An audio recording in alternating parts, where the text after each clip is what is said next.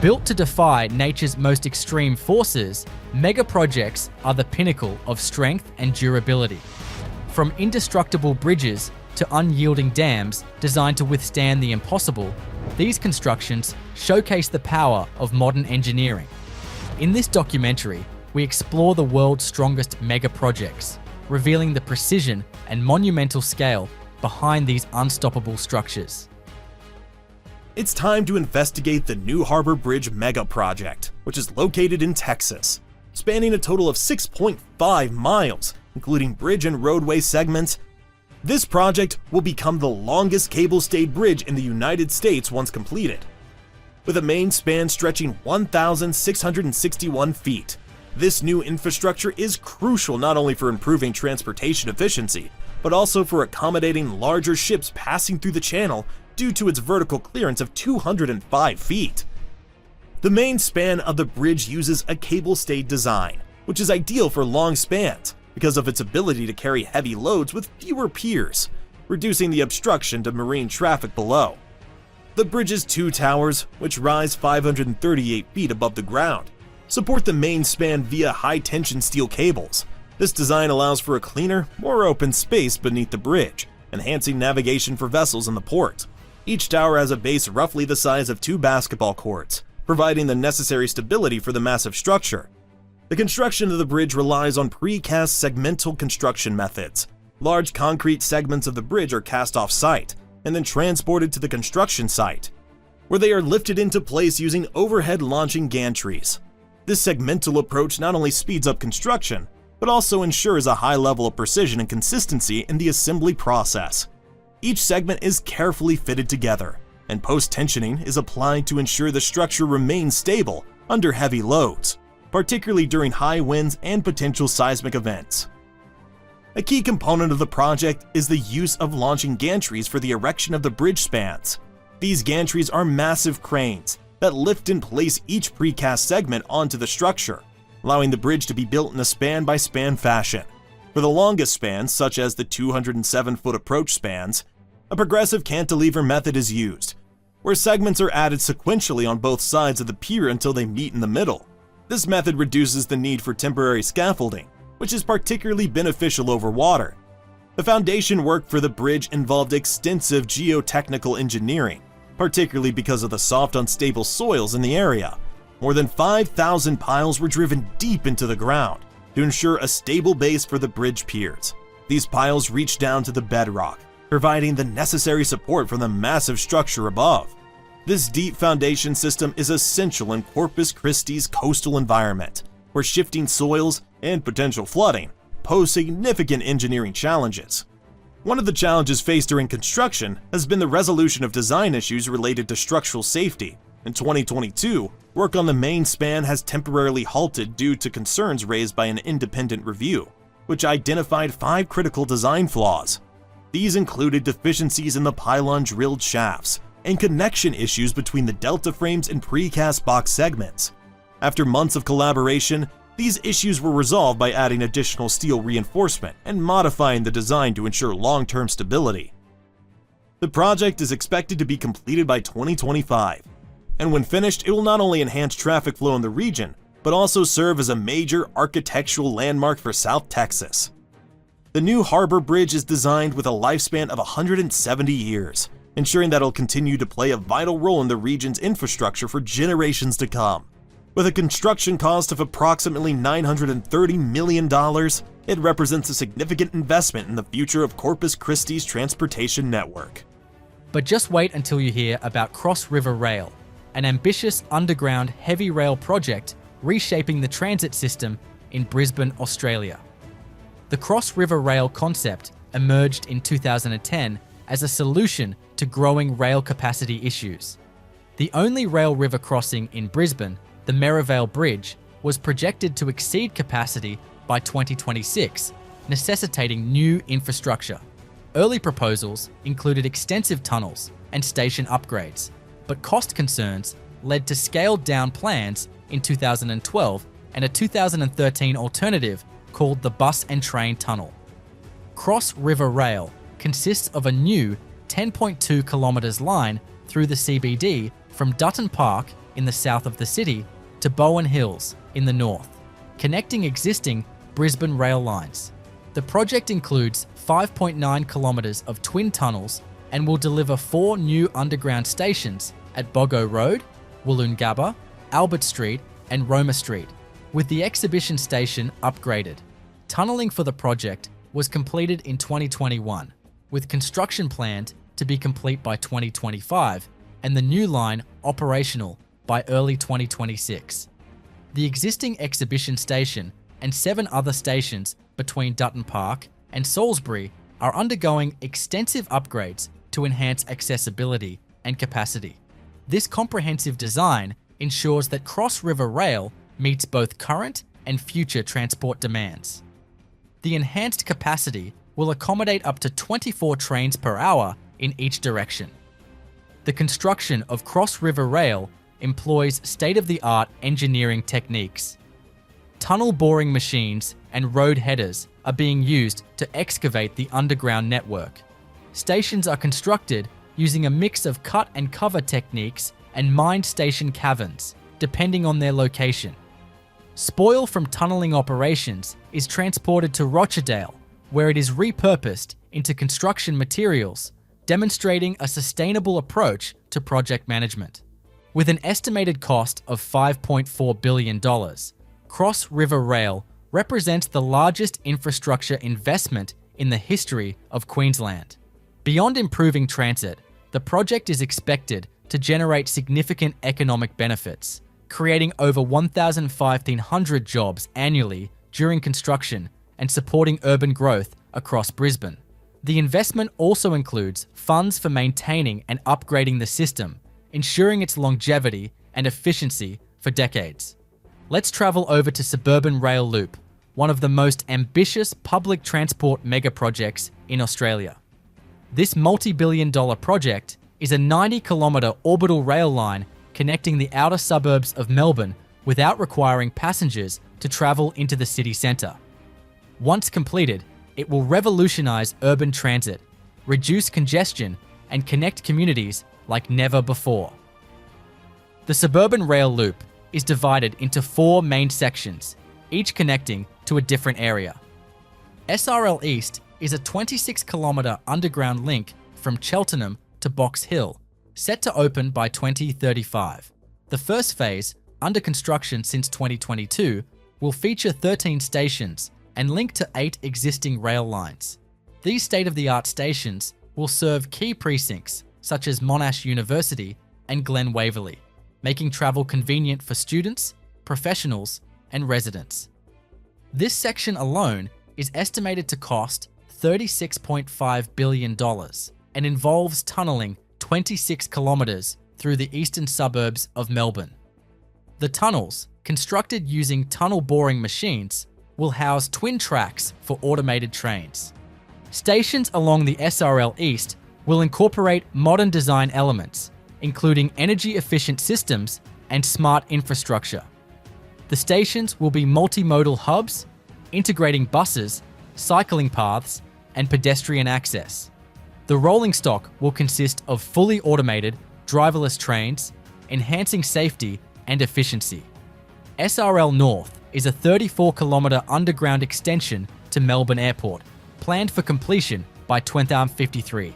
This section will further extend the orbital network, connecting major hubs like La Trobe University and Melbourne Airport. SRL North faces significant logistical challenges, including complex tunnelling through densely populated areas. SRL Airport, a 15-kilometre link, will run from Melbourne Airport via Sunshine into the central business district via the Metro Tunnel. This third section will be formed by the separate Melbourne Airport Rail project.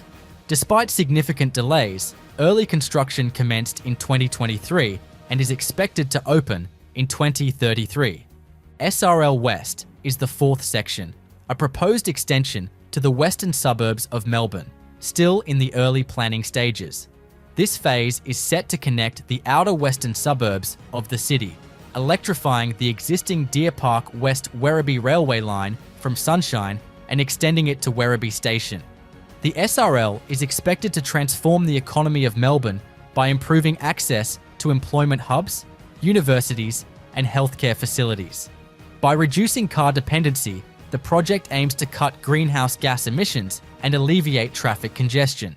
However, the project has faced criticism over its high costs, with estimates for the entire loop potentially exceeding $150 billion by 2085. The Governor Mario M. Cuomo Bridge, which replaced the aging Tappan Zee Bridge, is one of the most significant bridge projects in the history of New York. Costing $4 billion, this twin-span cable-stayed bridge stretches 3.1 miles across the Hudson River, connecting Rockland and Westchester counties. Completed in 2018, it represents a and infrastructure innovation. The bridge features 2 spans, each supporting 8 lanes of traffic with a shared pedestrian and bike path, offering scenic views of the Hudson River. Its design includes sleek cable-stayed towers, which not only enhance its aesthetic appeal, but also provide structural efficiency. The lighting system incorporates energy-efficient LEDs that illuminate the bridge in vibrant colors for special occasions.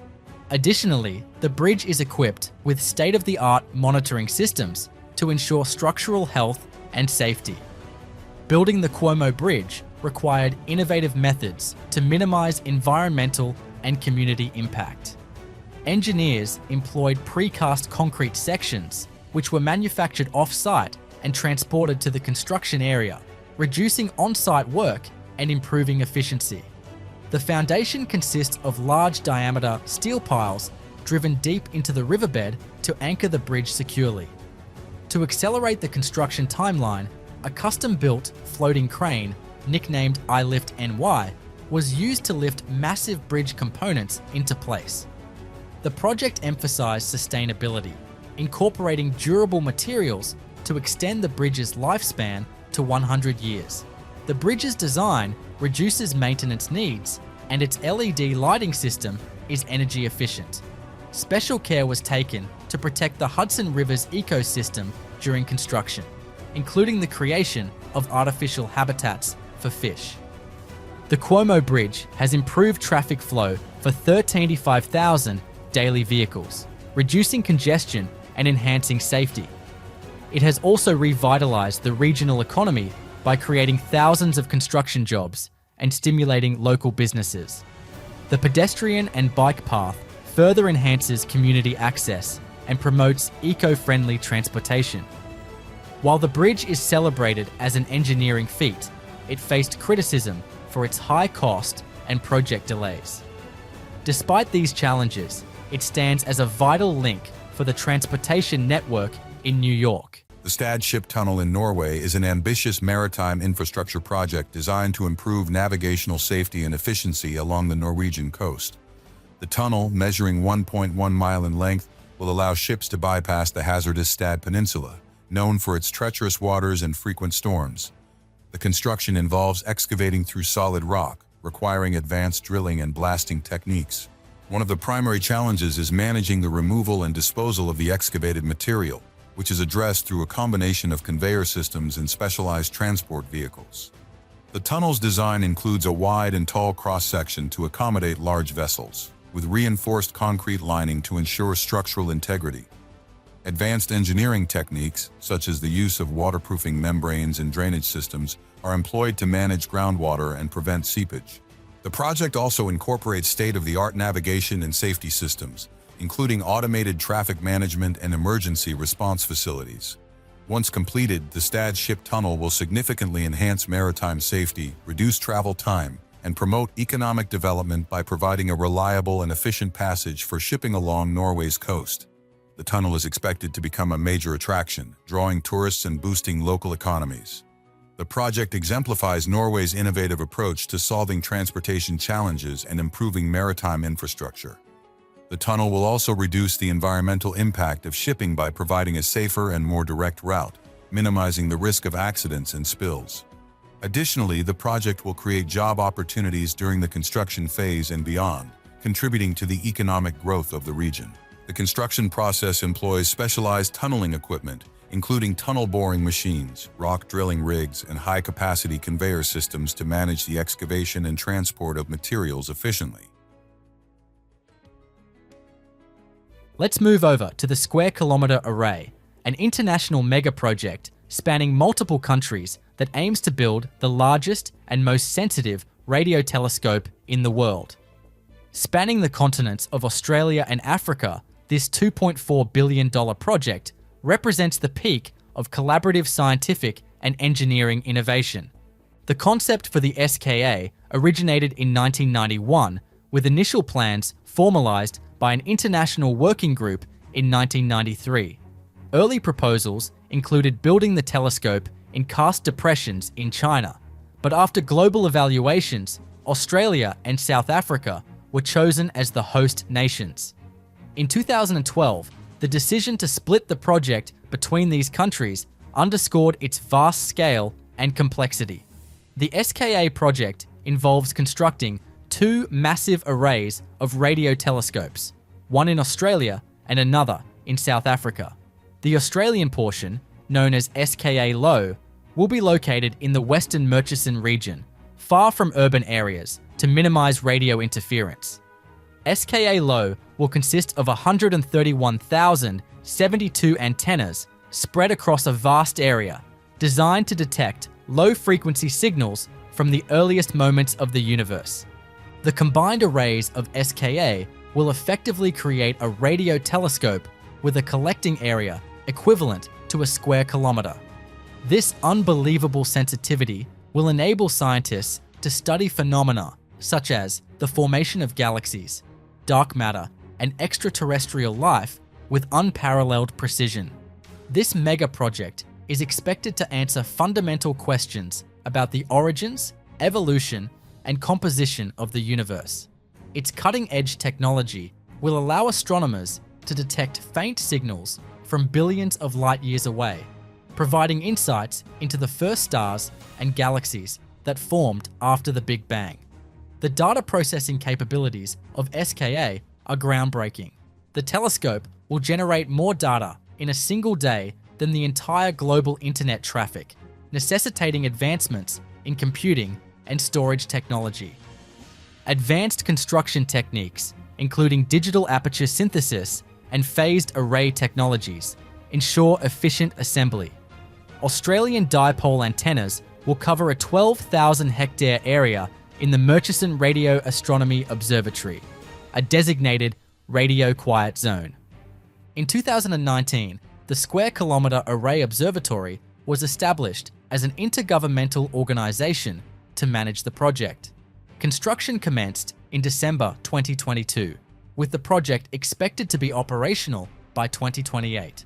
The SKA is being constructed in two phases: SKA-1, covering 10% of the planned array, and SKA-2, which will expand the facility significantly. The combined system will survey the sky 10,000 times faster than current telescopes and be 50 times more sensitive. This project represents the innate nature and constant drive of humans to explore, collaborate, and understand the origins and mechanics of the unseen. Next up, we have to talk about the $119 billion New York City seawall project, an ambitious response to rising sea levels and increasing storm surges. Known as the Big U, this protective infrastructure aims to shield the city from the devastating effects of climate change. The devastating impact of Hurricane Sandy in 2012 underscored the vulnerability of the city to extreme weather events, with over $70 billion in damages. In response, the US Army Corps of Engineers developed the New York Harbor Storm Surge Barrier Plan. The seawall will stretch approximately 6 miles along the coastline, acting as a barrier to shield New York Harbor and Lower Manhattan from extreme weather events. This ambitious project will storm gates, levees, and natural wetlands restoration to absorb water and reduce storm impact. This 20-foot tall seawall is part of a $10 billion plan to climate-proof New York City. It will include a public walkway that can host events like concerts and marathons. Building a seawall of this magnitude requires advanced engineering to ensure resilience against powerful storms and rising tides.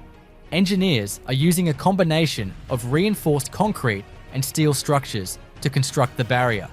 Deep foundation piles are driven into the seabed to anchor the wall securely. The project also integrates movable storm gates, which can close during severe weather and reopen for normal maritime traffic. Hydrodynamic modeling and simulations were conducted to optimize the design and placement of walls. Advanced modeling techniques, including AI-based simulations, have been employed to predict storm behavior and optimize barrier placement. The wall incorporates tidal gates to maintain water flow and preserve the ecological balance of the harbour. Some sections feature living shorelines, blending natural habitats with engineered defences to promote biodiversity and reduce wave energy. The project involves dredging, reinforced piling, and innovative materials resistant to erosion and saltwater corrosion. Despite the staggering cost of $119 billion, the seawall is projected to save over $200 billion in potential damages. Once completed, the seawall will protect New York City from catastrophic flooding and redefine urban waterfront living. But have you ever heard of the gigantic Ohio River Bridges project? It's a significant infrastructure effort aimed at improving cross-river connectivity between Kentucky and Indiana. The Abraham Lincoln Bridge and the Lewis and Clark Bridge are two major components of the project, which are connected by reconfigured highways and interchanges. Construction of the Abraham Lincoln Bridge began in 2013. This cable-stayed bridge is designed with 3 towers supporting a 6-lane roadway that spans 2,510 feet. The cable-stayed method, chosen for its structural efficiency and aesthetic appeal, required extensive precision. Steel cables, tensioned by hydraulic jacks, suspend the precast concrete deck segments between the towers. Each segment had to be carefully aligned to ensure even load distribution. This technique allowed for long spans without the need for multiple piers in the river, preserving the river's navigability while maintaining structural integrity. The second major part of the project featured the construction of the Lewis and Clark Bridge, located 8 miles upstream from the downtown area. This bridge spans the Ohio River, linking Indiana to Kentucky via the I-265 Beltway. The Lewis and Clark Bridge is also a cable-stayed structure and includes an 1,800-foot twin-bore tunnel. The tunnel, located under the historic Drummond Estate in Kentucky, was one of the most challenging parts of the project due to the area's hard rock geology. Engineers employed top-down construction techniques, excavating from above while constructing the tunnel lining below. This method allowed for careful management of the tunnel's structural integrity while minimizing disruption to the surface above. The new bridge required over 4 miles of new terrain highway to be constructed on both sides of the river. In Indiana, this involved building roadways over a challenging terrain that required deep foundation piling to support the road and bridge's structure. On the Kentucky side, the Snyder Freeway was extended to connect with the new bridge, creating a seamless flow of traffic from one state to the other. The highway construction was completed with an extensive earth-moving operation and soil stabilization techniques to ensure a durable roadway foundation. One of the most significant challenges during construction was the unpredictable nature of working over the Ohio River. Specialized cranes and floating platforms were used to install the bridge segments, and workers often contended with strong river currents and fluctuating water levels. To reduce risk, precast concrete deck segments were fabricated off-site and transported to the work site, where they were lifted into place by cranes. The use of precast elements helped speed up construction and reduce on-site labor, while also ensuring a high level of precision in the final installation. Both bridges incorporate modern traffic management systems, including advanced tolling technology. The project introduced electronic toll collection, eliminating the need for toll booths and allowing for the free flow of traffic. Tolling was a necessary component of the project's financing, as traditional state and federal funding alone was insufficient to cover the total $2.6 billion cost. Throughout the project, sustainability was a key consideration. The East End Crossing became the first bridge in the U.S. to receive the Envision Platinum Award for sustainable infrastructure. Advanced geotechnical practices such as the use of deep foundations and soil stabilization ensured that the new infrastructure was both resilient and durable. able to withstand the heavy traffic loads and environmental stresses of the region. The Chenab Bridge in India is an engineering marvel, set to be the world's highest railway bridge upon completion. Spanning the Chenab River in the Himalayas, this bridge is part of the Udhampur-Srinagar-Baramulla Rail Link project, aiming to improve connectivity in the region. The bridge's arch design, stretching 1,315 feet across and rising 1,178 feet above the river, is a testament to advanced engineering and construction techniques. The construction involves the use of high-strength steel to withstand the challenging weather conditions and seismic activity in the region. One of the primary challenges is the erection of the massive arch, which is being done using a combination of cantilever and cable crane methods. Extensive wind tunnel testing and seismic analysis have been conducted to ensure the bridge's stability and safety. The project also includes the construction of approach roads, tunnels, and viaducts to connect the bridge to the existing rail network. Advanced construction methods, such as incremental launching and balanced cantilever construction, are employed to ensure precision and efficiency. The bridge is designed with multiple safety features, including automated monitoring systems to detect structural stresses and movements. Once completed, the Chenab Bridge will significantly reduce travel time, enhance trade and tourism, and provide a crucial link for the Indian railways in this remote and strategic region. The project also promises to boost the local economy by improving accessibility and creating jobs during the construction phase. The bridge will stand as a symbol of modern engineering prowess, attracting tourists and becoming a landmark in the region. Additionally, the improved rail connectivity is expected to facilitate the movement of goods and people, contributing to the economic development of the surrounding areas. The construction process itself has become a training ground for engineers, offering valuable experience in handling complex projects under challenging conditions.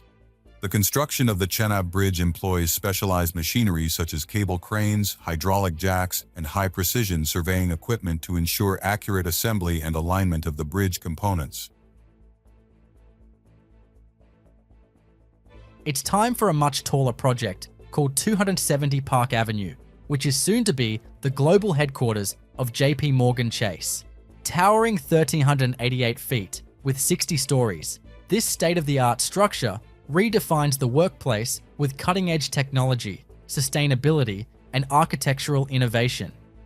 The previous structure at 270 Park Avenue, built in the late 1950s, was designed for 3,500 employees. However, as JP Morgan Chase grew, so did its needs. The new tower, conceptualized as a timeless addition to the skyline in New York, will accommodate up to 14,000 employees. Its design celebrates iconic architecture in legacy while embracing the future of workplace environments with flexibility and collaboration at its core. The building has a state-of-the-art gym, gourmet dining, and outdoor terraces with skyline views. The project began with the demolition of the original building in 2019, marking one of the largest voluntary demolitions of a structure in history. Remarkably, 97% of the materials from the old building were recycled or upcycled, far exceeding industry standards for green building projects. The new tower is being built using a hybrid structural system of steel and reinforced concrete. This all-electric tower will be the largest in New York City with net zero operational emissions. Powered entirely by renewable energy from a New York State hydroelectric plant, the building incorporates advanced systems to ensure energy efficiency. Features include triple-pane glazing on the facade and automatic solar shades integrated with HVAC systems. These also include intelligent building technology that uses sensors and AI to optimize energy consumption. Water efficiency is another highlight, with advanced storage and reuse systems reducing water consumption by over 40%. The terraces in the building and a large public plaza offer natural green spaces, enhancing urban biodiversity and promoting well-being for workers and visitors alike. The unique structural system of the building employs fan columns and triangular bracing, enabling it to lift 80 feet off the ground. This creates an expansive open area at street level, offering 2.5 times more outdoor space along Park and Madison Avenues. Wider sidewalks and public plazas make the area more pedestrian-friendly while maintaining a seamless architectural flow. But how about the extremely tall Wilshire Grand Center megaproject located in Los Angeles?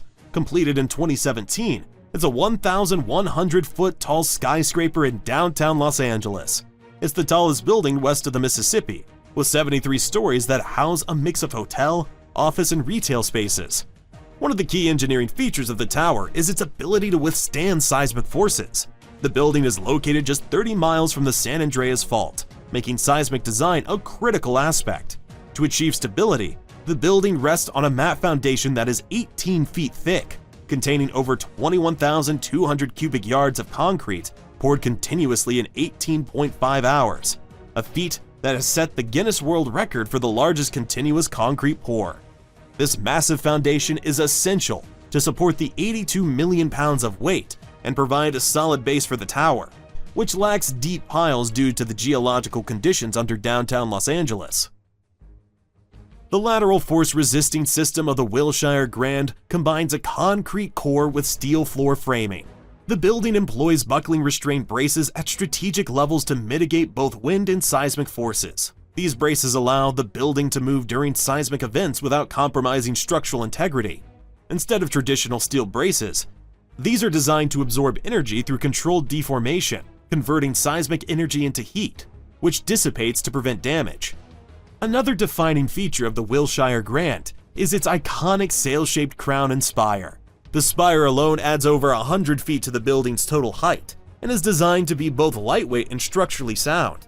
The spire is made of steel plates welded together, tapering from a base diameter of 6 feet to just over 2 feet at the top. The sail-shaped crown and the spire were engineered to withstand the dynamic movements of the building during seismic events while maintaining their architectural elegance. The construction process for the tower was equally complex, with more than 19,000 tons of structural steel used to frame the building. The project required intricate coordination between trades and careful planning to ensure the structure's safety and stability during each phase. The tower's exterior is clad in a glass curtain wall system, which not only gives the building its modern aesthetic, but also allows for further natural light to flood the interior spaces, enhancing energy efficiency. The Wilshire Grand's design includes significant architectural and structural challenges. For instance, the building does not feature a flat rooftop, which is typical in Los Angeles' high rises to accommodate a helipad. Instead, the design team opted for a curved rooftop for the spire, which required special considerations in terms of structural stability and wind resistance. The roof design was a departure from the norm and became a defining element of the building, contributing to its distinctive silhouette of the Los Angeles skyline. The Zojila-Nzimor tunnel projects in India are monumental infrastructure developments aimed at improving year-round connectivity between the Kashmir Valley and Ladakh. The Zojila Tunnel, stretching over 9 miles, is set to be one of the longest and highest altitude road tunnels in the world, providing all-weather access through the Himalayan range. The Nzimor Tunnel at 4.2 miles serves as a crucial link to the Zojila Tunnel. These projects involve cutting through some of the most challenging terrains, characterized by extreme weather conditions and high seismic activity. Advanced tunnel boring machines and new Austrian tunneling methods are employed to navigate these challenges, ensuring precision and safety. One of the primary challenges is the stabilization of loose rock and soil, which is addressed through ground freezing techniques and the installation of rock bolts and shotcrete. The tunnels are designed with multiple safety features, including emergency exits, ventilation systems, and fire detection and suppression systems. During construction, extensive environmental monitoring is conducted to mitigate impacts on the fragile mountain ecosystem. The projects also involve the construction of access roads, bridges, and support infrastructure to facilitate transportation and logistics. These access routes are critical for transporting materials and workers to the remote construction sites, ensuring timely progress. Once completed, these tunnels will drastically reduce travel time, enhance trade and tourism, and improve the strategic mobility of the Indian Armed Forces in this remote region. The projects will also provide significant socio-economic benefits to the local communities, improving access to essential services and boosting economic activities. Enhanced connectivity will foster regional development and integration, making it easier for people and goods to move between these historically isolated areas. Additionally, the tunnels will improve safety and reliability for travelers, reducing the risk of accidents and road closures due to adverse weather conditions. The construction of these tunnels employs specialized machinery such as rock drilling rigs, ground freezing units, and advanced tunnel lining equipment to ensure structural stability and safety. It's time for a much more expensive mega project next, located in New South Wales, Australia.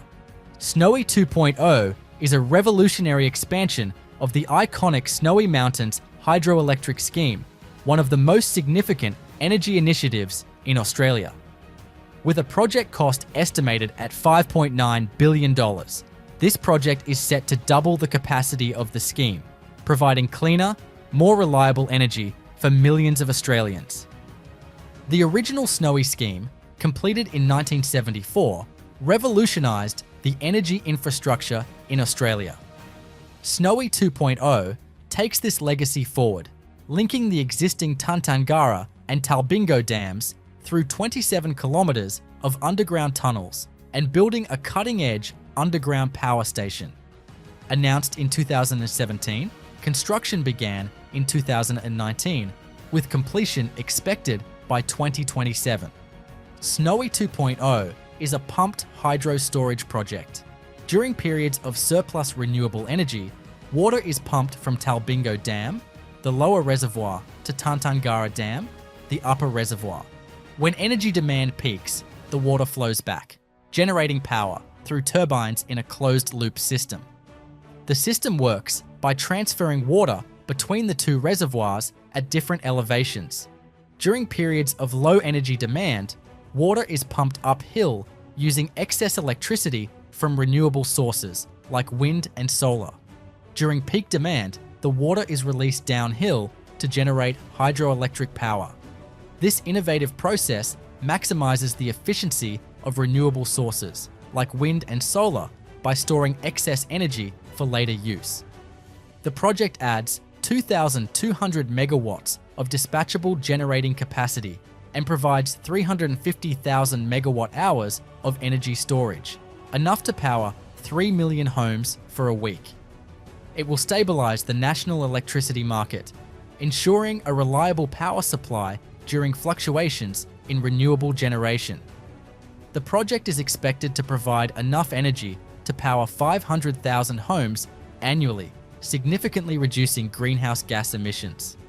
The ambitious project employs advanced engineering techniques. Tunnel boring machines, each weighing over 2,000 tons, are carving through the Snowy Mountains to create the necessary underground network.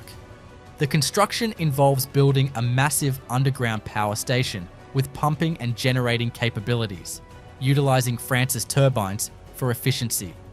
The project requires complex geology management, ensuring the tunnels remain stable while minimizing environmental impact. Water from the existing reservoirs is reused, reducing resource consumption and environmental disruption. Snowy 2.0 will generate around 4,000 direct jobs in the Snowy Mountains region and create thousands more in supply chain roles. It will help lower electricity prices, support the climate goals, and boost renewable energy integration in Australia. But next up, we have to talk about the STH Bank, that's set to redefine the skyline and urban lifestyle in Melbourne. Approved in 2023 with a budget of $2 billion, the project aims to transform South Bank into a thriving cultural, residential, and commercial hub. Located at 60 South Bank Boulevard, this skyscraper is often referred to as the crown jewel of South Bank. The development features two twisting glass towers reaching up to 365 meters, creating a visually stunning sculptural landmark. The towers integrate green terraces, pocket parks, and a botanic garden at the summit, emphasizing sustainability and biophilic design. In addition to the skyscraper, the project includes revitalizing public spaces along the Yarra River, integrating art installations, green areas, and pedestrian walkways to create a vibrant urban hub. STH Bank sets a benchmark for sustainable development. The skyscraper is designed with energy-efficient systems, green roofs, and a rainwater harvesting system. Smart technology will optimize energy use, reduce emissions, and maintain comfortable indoor environments. These features align with broader goals for climate action and green urban development in Melbourne. Scheduled to break ground in 2024, the project employs innovative engineering and construction methods. The twisting geometric design of the tower required advanced parametric modeling and structural optimization to ensure stability. Materials are sourced sustainably, aligning with green building standards in Melbourne. The extensive green spaces and vertical gardens in the project incorporate advanced irrigation systems and native plant species to reduce water consumption. Energy-efficient facades and renewable energy integration will minimize the environmental footprint, setting a benchmark for future skyscrapers. On top of the public podium, a public park will be framed by tall trees and low fern gardens.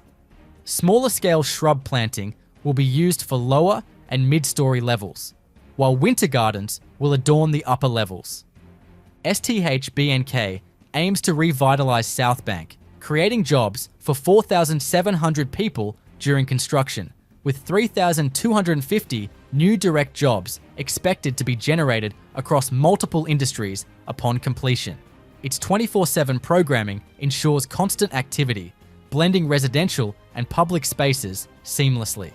The focus of development on cultural innovation and community engagement will enrich the urban fabric in Melbourne, attracting global attention. Large-scale projects like STH Bank inevitably face challenges. The project has faced scrutiny regarding its cost and potential environmental impacts. Despite these hurdles, construction is advancing, with completion anticipated by 2028. The Hefei-Wuhan high-speed railway in China is a major infrastructure project aimed at enhancing connectivity between the cities of Hefei and Wuhan. This 300-mile high-speed rail line is designed to support train speeds of up to 220 miles per hour, reducing travel time between the two cities to just over 1 hour. The project involves the construction of multiple tunnels, bridges, and viaducts to navigate the complex terrain. One of the key engineering challenges is the construction of the long tunnels through mountainous regions, which requires advanced tunnel boring machines and precise engineering techniques.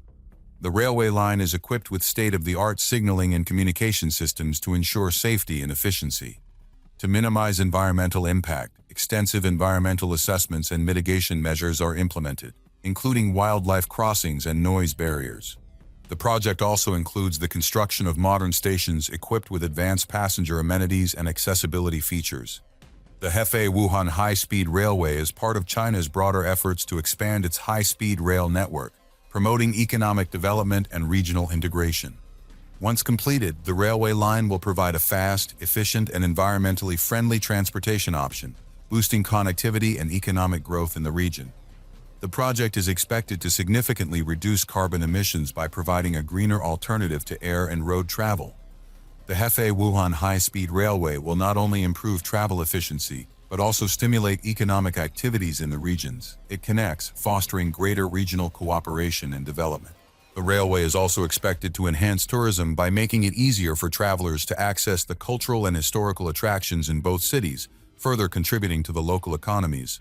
The construction of the railway employs high-speed rail technology, including the use of continuous welded rail, slab track systems, and automated track-laying machines to ensure smooth and reliable train operations.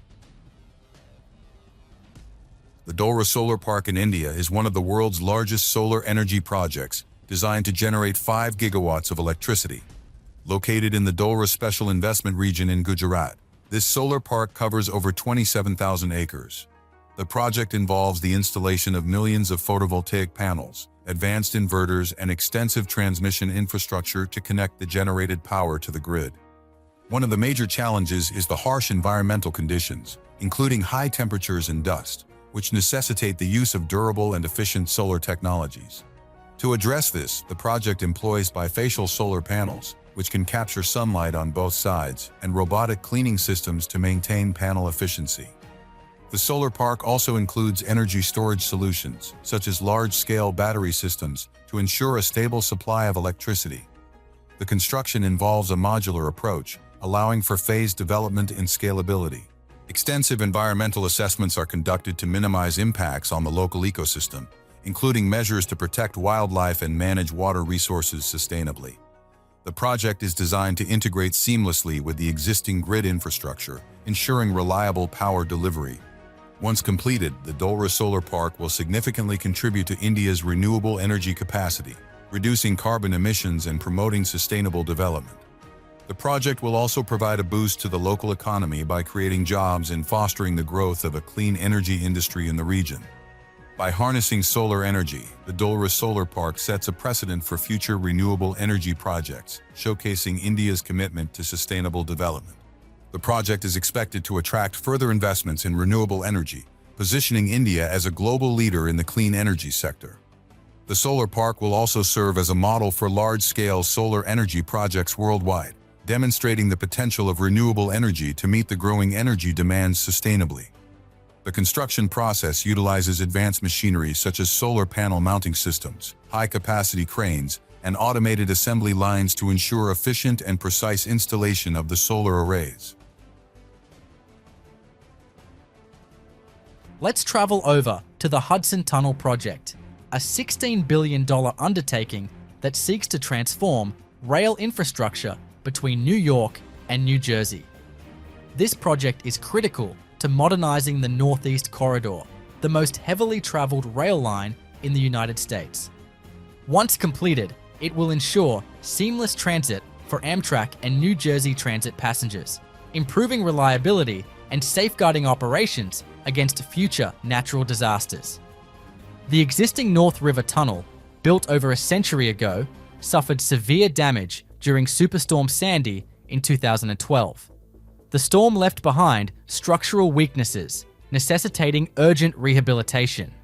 The NRT serves as the single passenger rail link between Manhattan and the western US, connecting Washington, D.C. to Boston. Without upgrades, the tunnel bottleneck risks a daily $100 million economic impact, reflecting the 20% contribution of the Northeast Corridor to the national economy. The project involves building a 2.4-mile double-track tunnel beneath the Hudson River, stretching from Bergen Palisades in New Jersey to Manhattan. Central to its scope is the rehabilitation of the North River Tunnel, addressing extensive structural and flood damage sustained over the years. Then, a concrete casing at Hudson Yards will ensure a seamless connection to Penn Station, integrating the new infrastructure into the existing rail network. To safeguard rail operations from future extreme weather events, new floodgates will be installed, providing enhanced protection against rising waters. The tunnel will incorporate state-of-the-art engineering with advanced flood resilience measures. This includes a robust drainage system, climate-resistant materials, and modern ventilation for improved air quality. The construction utilizes state-of-the-art engineering technologies to address the unique challenges of tunneling beneath a riverbed. Tunnel boring machines excavate the 2.4-mile route, ensuring precise tunneling through dense geological formations. These massive machines carve through rock and soil while simultaneously installing precast concrete tunnel linings, providing immediate structural support. Advanced geotechnical monitoring systems track ground stability in real time, minimizing risks during construction. Meanwhile, robotic systems streamline the application of waterproofing membranes, ensuring the tunnel remains impervious to leaks. Scheduled for phased completion, the new tunnel is expected to open in 2035, with the rehabilitated NRT operational by 2038. Once completed, the Hudson Tunnel project will transform rail travel, accommodating nearly 200,000 passengers daily. The project is expected to create 72,000 new jobs and $19 billion in economic activity. But this is just one of the smaller mega projects on our list. Next up, we have to talk about an $8 billion plan to save LaGuardia Airport, one of the largest airport reconstruction projects in history. Once criticized for its outdated infrastructure and passenger experience, LaGuardia is now undergoing a complete transformation. This modernization project involves constructing entirely new terminals, upgrading runways, and improving accessibility. The key components include a state-of-the-art Terminal B, a new Terminal C for Delta Airlines, and a central arrivals and departures hall that connects all terminals seamlessly. The state-of-the-art facility at LaGuardia will span 1.3 million square feet, featuring 37 gates across 4 concourses. There's also a direct-to-security luggage drop-off option. Passengers will enjoy security features, improved transportation access, additional taxiways to reduce delays, iconic public art, gourmet food offerings, and more. The restrooms have corridors behind them, so janitors can empty the trash without disturbing customers. The entrances have mosaic murals representing different parts of New York City. One of the standout features of the terminal is its aquagraphic water curtains integrated into the design of the terminal. These curtains, located on the 4th level of the arrivals and departures hall, create a mesmerizing visual experience by using 450 solenoid valves, manipulating water into precise, figurative, and abstract forms. The water ballet is synchronized with light projections and video displays, turning the airport into an artistic space for travelers. The project involves demolishing existing structures and replacing them with state-of-the-art terminals, such as the newly completed Terminal B. Modular construction methods have been used to minimize disruptions to airport operations. The new terminals feature large-span steel trusses, allowing for open, airy interiors without compromising structural integrity. A signature pedestrian bridge connecting Terminal B to 2 concourses was built using prefabricated sections. Modern baggage handling systems and smart technology have been integrated to improve efficiency and reduce wait times. The project also includes enhanced transportation links to and from the airport. The improved connections to the New York City subway system and a dedicated bus terminal make LaGuardia more accessible to travelers across the city. The new design will also focus on sustainability, with the integration of energy-efficient systems and eco-friendly materials throughout the airport. The renovation will add state-of-the-art security features, expanded concourses, and more comfortable seating areas for travelers. The new LaGuardia will be able to handle 30 million passengers annually by 2025. Next up, we have to talk about Western Sydney International Airport, a $5.3 billion project set to redefine air travel in Australia. Located in the suburbs of Luddenham and Badgerys Creek, this airport is a central element of the Western Sydney Aerotropolis plan, aiming to create a bustling economic hub around the site. Dubbed Nancy Bird Walton Airport after one of the pioneering aviators in Australia, this new facility will serve as a gateway for millions of travellers. The push for a second Sydney airport began in the 1960s as Sydney Kingsford Smith Airport faced increasing capacity constraints due to urban expansion and strict curfews. After decades of debate and site evaluations, the federal government designated Badgerys Creek as the location for the new airport on April 15, 2014. Construction officially commenced on September 24, 2018, with the first phase set for completion by 2026. Named after pioneering aviator Nancy Bird Walton, the airport honours her legacy as the youngest licensed female pilot in Australia. The airport incorporates cutting-edge green technology, including energy-efficient systems, rainwater harvesting, and extensive use of solar power. Its design minimises environmental impact while offering a world-class passenger experience. Features like advanced baggage handling systems and biometric check-ins ensure faster, smoother travel. The initial phase of WSI includes a single 3.7-kilometre runway capable of handling wide-body aircraft like the Airbus A380. It includes a 90,000 square metre terminal with advanced facilities to support up to 10 million passengers annually. The airport includes parking facilities for 11,500 vehicles and robust on-site road infrastructure.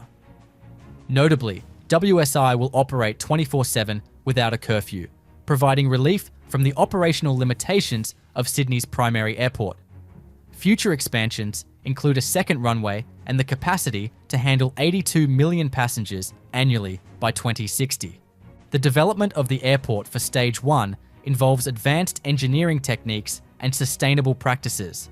Key construction milestones include extensive earthworks, with over 25 million cubic meters of earth moved to prepare the site.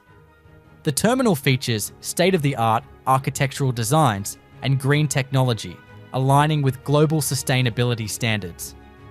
The project is a cornerstone of the Western Sydney Aerotropolis, projected to generate 35,000 jobs by 2035 and 60,000 over time. It will serve as a hub for aerospace, logistics, and technology industries, contributing significantly to regional development. Despite concerns about noise and environmental impact, measures like noise insulation grants and strategic land use planning aim to mitigate adverse effects. Set to open in 2026, Western Sydney International Airport promises a seamless travel experience, reduced congestion, and a boost to the economy of New South Wales. But we have to talk about one of the most expensive mega projects ever constructed in Australia. The Star of the South is the first offshore wind farm in Australia, a monumental step towards a cleaner and sustainable energy future. With a projected cost of $10 billion, this groundbreaking project is set to unleash the immense power of the Bass Strait winds to deliver sustainable energy to Victoria. With an installed capacity of 2,200 megawatts, it will be among the largest offshore wind farms globally. First proposed in 2017, the Star of the South emerged from the growing need to diversify Australia's energy mix and reduce its reliance on fossil fuels. By 2025, the project will begin construction, with commercial operations targeted for 2028.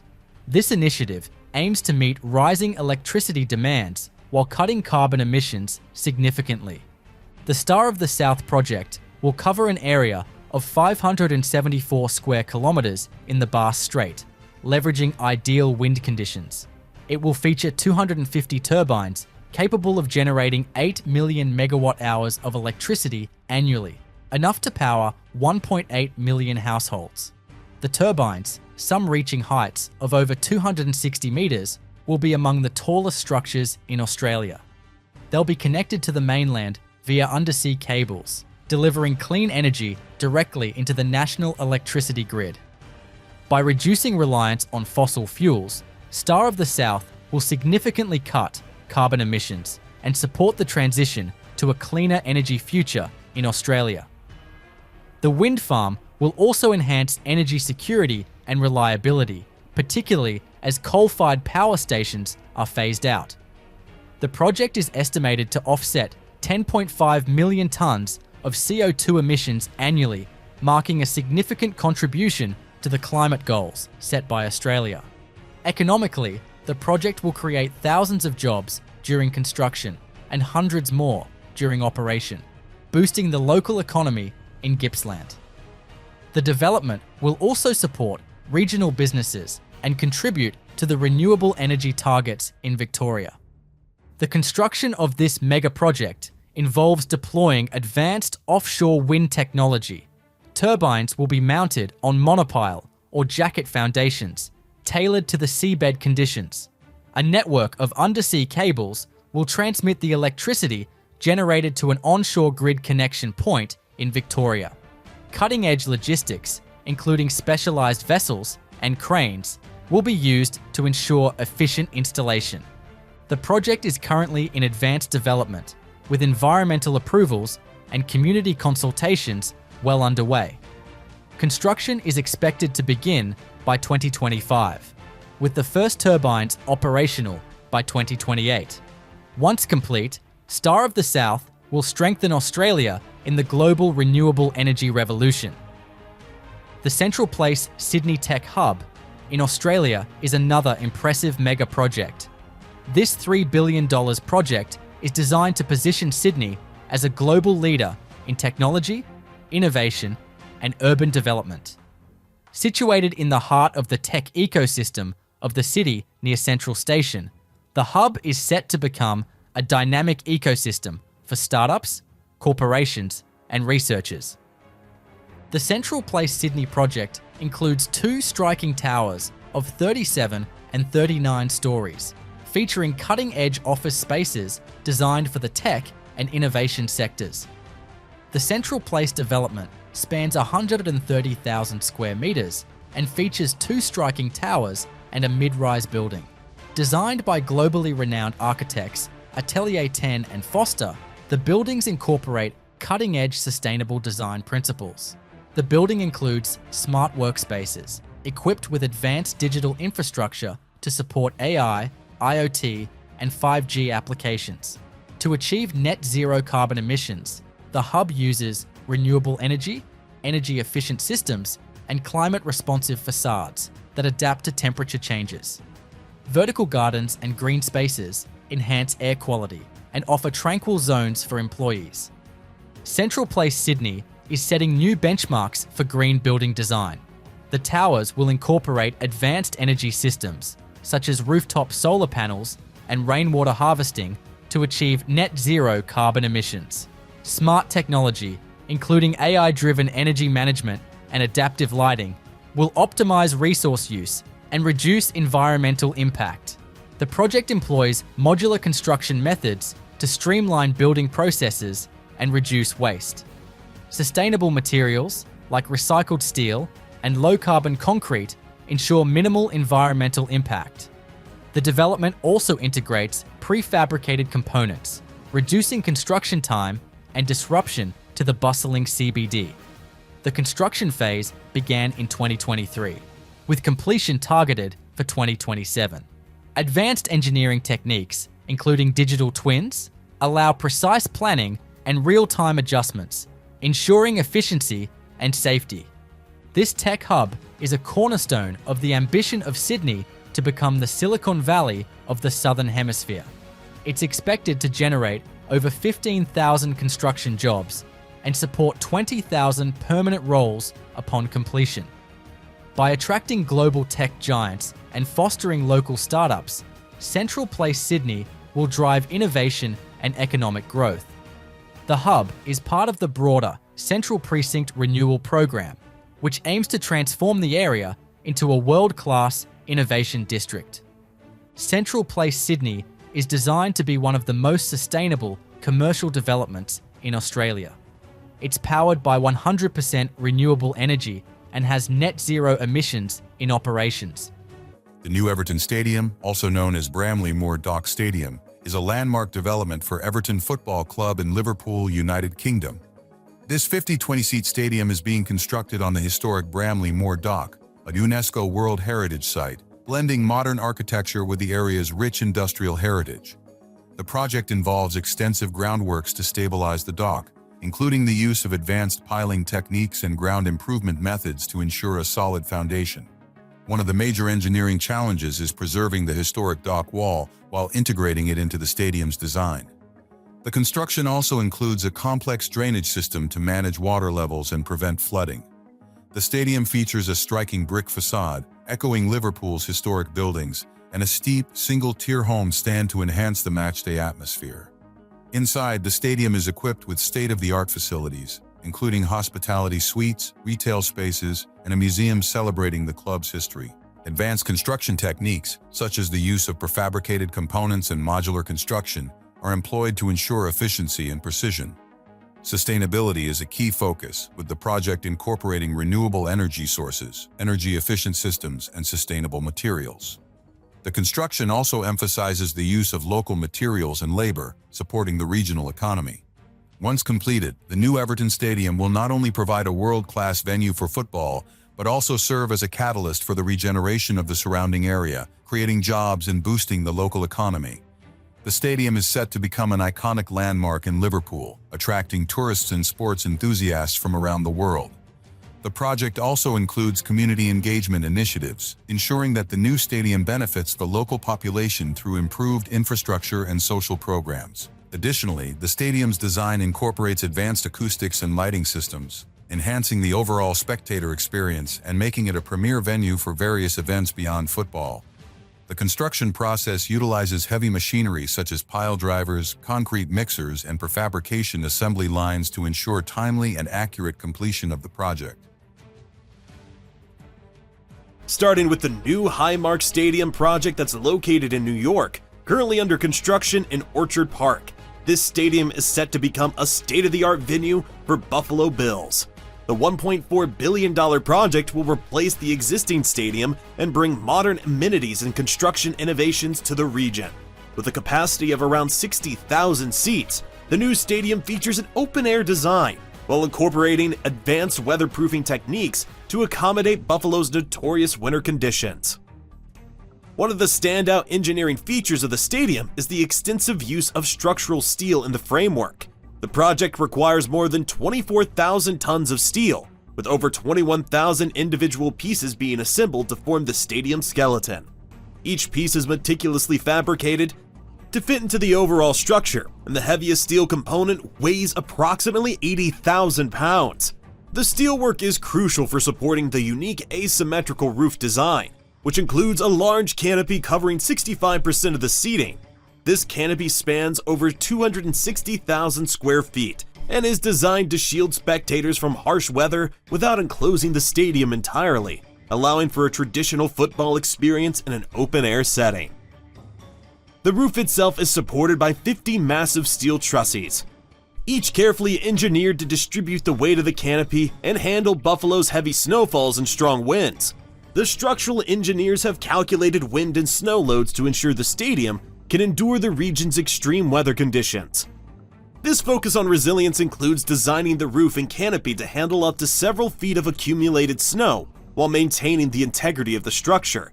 The steel framework is connected by more than 210,000 bolts, each contributing to the overall strength of the building. The construction site itself is a bustling hub of activity, with more than 1,500 tradespeople expected to work on the project at its peak.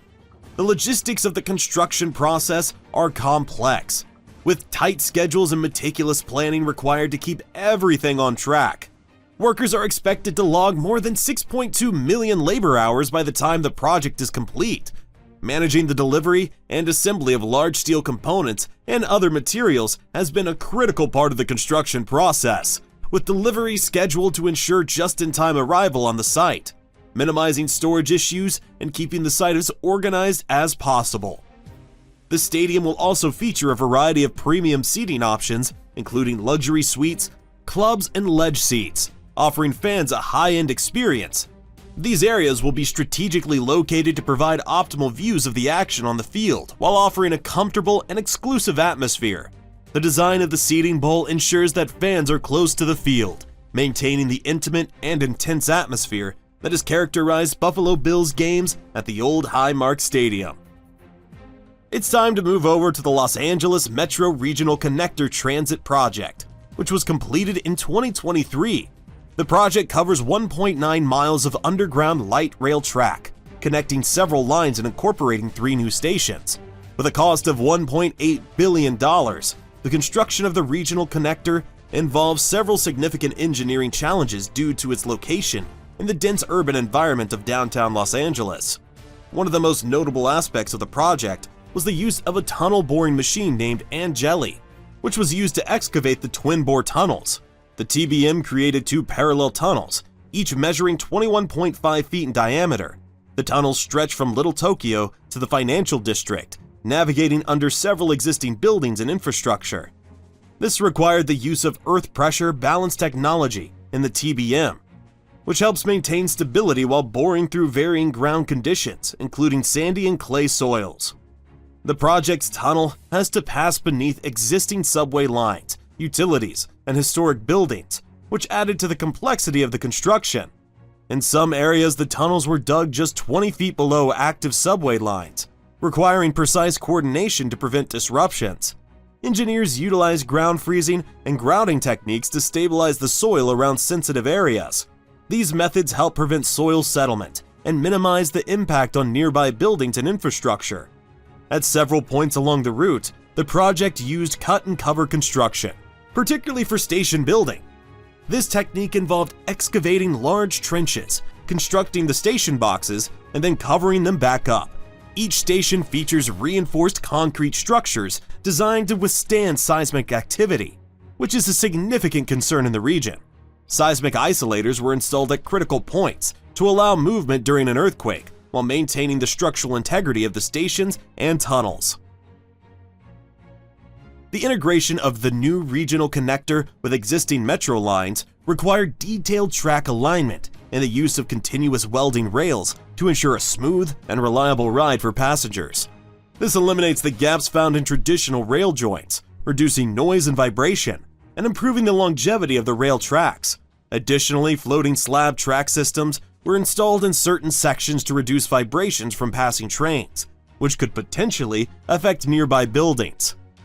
The regional connector was also designed with future expansion in mind. The stations were built to accommodate longer trains and larger passenger volumes as the city's transit system continues to grow. This forward-thinking approach will allow LA Metro to scale its operations as demand increases, without needing to make significant alterations in the infrastructure. Let's travel over to Texas for the Grand Parkway project in Houston, also known as the State Highway 99. This is a massive undertaking designed to create a 180-mile circumferential tollway around the greater Houston area. This highway, which spans 7 counties, is intended to reduce congestion and improve mobility for the region's growing population, with a projected cost of over $5 billion for its entirety. This project is one of the largest infrastructure developments in the state. The construction of the Grand Parkway was divided into multiple segments, which stretch across the northwest and northeast parts of Houston, connecting major highways such as US 290, I-45, and US 59. In certain segments of the projects, engineers had to build over 120 bridges, including a major river crossing over the San Jacinto River. The design of these bridges required careful consideration of the region's frequent flooding and the soft soil condition typical of the Houston area. To ensure long-term durability, deep foundation piles were driven more than 100 feet into the ground in some locations, providing a stable base for the structures. Engineers used pre-stressed concrete beams for many of the bridges to maximize strength while keeping the weight manageable. The construction of the highway itself required more than 1.8 million cubic yards of concrete for paving, along with millions of tons of base material for the roadbeds. A key challenge was managing the right-of-way acquisition process, as more than 2,100 acres of land had to be purchased to make room for the new highway. This process involved negotiating with over 400 property owners, which added complexity and required close coordination with local authorities. Another major component of the project was drainage infrastructure. Given the region's susceptibility to heavy rains and flooding, engineers had to design extensive drainage systems to handle runoff from the highway. This included a network of underground pipes, culverts, and detention ponds designed to minimize the impact of the highway. In addition to the bridges and roadways, significant work went into relocating existing utilities. The project required moving numerous water lines, power cables, and gas pipelines to clear the path for the highway. This work had to be carefully coordinated to avoid disrupting service to nearby communities. In some areas, utility relocations accounted for a substantial portion of the construction timeline. To further enhance the safety and functionality of the highway, the Grand Parkway includes frontage roads along significant portions of its length. These roads provide local access to businesses and neighborhoods without forcing traffic onto the main tollway. The frontage roads were constructed alongside the main highway lanes and included their own drainage and utility infrastructure. In total, the Grand Parkway included over 100 miles of frontage roads, designed to accommodate future growth in the surrounding areas. Next up, it's time to cover the Washington State Convention Center located in Seattle. At a cost of $1.8 billion, the project is part of a larger initiative to double the convention center's capacity. 255,000 square feet of exhibition space, 120,000 square feet of meeting rooms, and 60,000 square feet for ballroom space. The summit's footprint stretches across 4 city blocks in downtown Seattle, bordered by Bourne Avenue and Pine Street. The project began with a complex 2-year pre-construction phase. The project team had to manage the relocation of over 88 different utility lines, including water mains, sewer lines, and electrical conduits. One of the major challenges included the unanticipated discovery of a 24-inch storm drain running across the site, which needed to be relocated before any excavation could begin. Additionally, substantial work was required to relocate and reinforce the electrical infrastructure. Excavation for the project's foundation required digging more than 50 feet below street level. This created its own challenges due to its tight urban environment and the need for careful soil stabilization to protect neighboring buildings. The excavation removed tens of thousands of cubic yards of earth, and extensive shoring systems were installed to ensure that the sides of the excavation remained stable. This was especially important given the site's proximity to several business city streets and pedestrian walkways. As part of the border construction, 21,000 tons of structural steel were erected for the project's framework. The steel skeleton is one of the most visually striking aspects of the building, with large glass facades designed to flood the interior with natural light. A key milestone was the topping out ceremony in June 2021, which marked the completion of the steel superstructure. At this point, the final beam was placed on the 1.5 million square foot building, a significant achievement in what had been a highly complex build process. The scale of the project required extensive coordination between various subcontractors and suppliers. For instance, the extensive glass curtain wall that defines the building's exterior were supplied in large sections and had to be carefully lifted and installed using specialized cranes. The glass not only gives the building a modern and transparent aesthetic, but also helps reduce the need for artificial lighting inside the building during the day, contributing to energy efficiency. The convention center's interior also posed considerable engineering challenges. The exhibition halls, ballrooms, and meeting rooms are located on multiple floors, with some spaces requiring the installation of massive open-span ceilings to accommodate large events. A key aspect of the construction project has been the focus on minimizing disruption to the surrounding community. With the convention center located in the heart of Seattle's business district, engineers worked closely with local authorities to implement extensive traffic management plans. These plans included 130 different traffic control measures over the course of the project, ensuring that buses, pedestrians, and vehicles could continue to flow through the area while construction was underway. But we have to talk about the construction and preparations for the 2024 Las Vegas Grand Prix, which is a massive undertaking. This race, part of the Formula One calendar, requires significant urban modifications to accommodate the high-speed event, including temporary infrastructure, resurfacing of roads, and building spectator zones. The task of preparing this 3.8-mile-long circuit is not only logistically demanding, due to the need to maintain the functioning of the strip during construction, but it also incorporates a range of engineering challenges to ensure the track's compliance with Formula One standards. One of the most critical elements in building the circuit is repaving the road to meet the stringent grip and smoothness specifications required for Formula One racing. Crews are tasked with removing old road layers and installing new asphalt to ensure a flat, non-deformable surface capable of handling vehicles reaching speeds over 200 miles per hour. This resurfacing project covers multiple miles of road, including some of the busiest streets in Las Vegas, and must be completed during nighttime hours to minimize disruption. The precision required in the laying of the asphalt is paramount, as even minor imperfections can affect the performance of F1 cars. Another significant aspect of the construction process involves setting up safety barriers and fencing along the entire track. This includes 4-foot-high debris fencing and crash barriers designed to protect both drivers and spectators in the event of a collision. The barriers must meet rigorous FIA safety standards, and their installation is a highly coordinated effort. These barriers are temporary and are installed and dismantled within a limited time frame to return the streets to their original state after the race. In addition to the barriers, the project also involves constructing temporary pedestrian bridges and grandstands. For the 2024 race, 3 large pedestrian bridges are being built to allow foot traffic to cross over the track without disrupting the race. The installation of these bridges requires deep foundations and steel framing, all completed within a short period to ensure they are ready well before race day. Each bridge is capable of holding large crowds and must be inspected thoroughly for structural integrity. The pit building located near Harmon Avenue and Koval Lane is another key feature of the race infrastructure.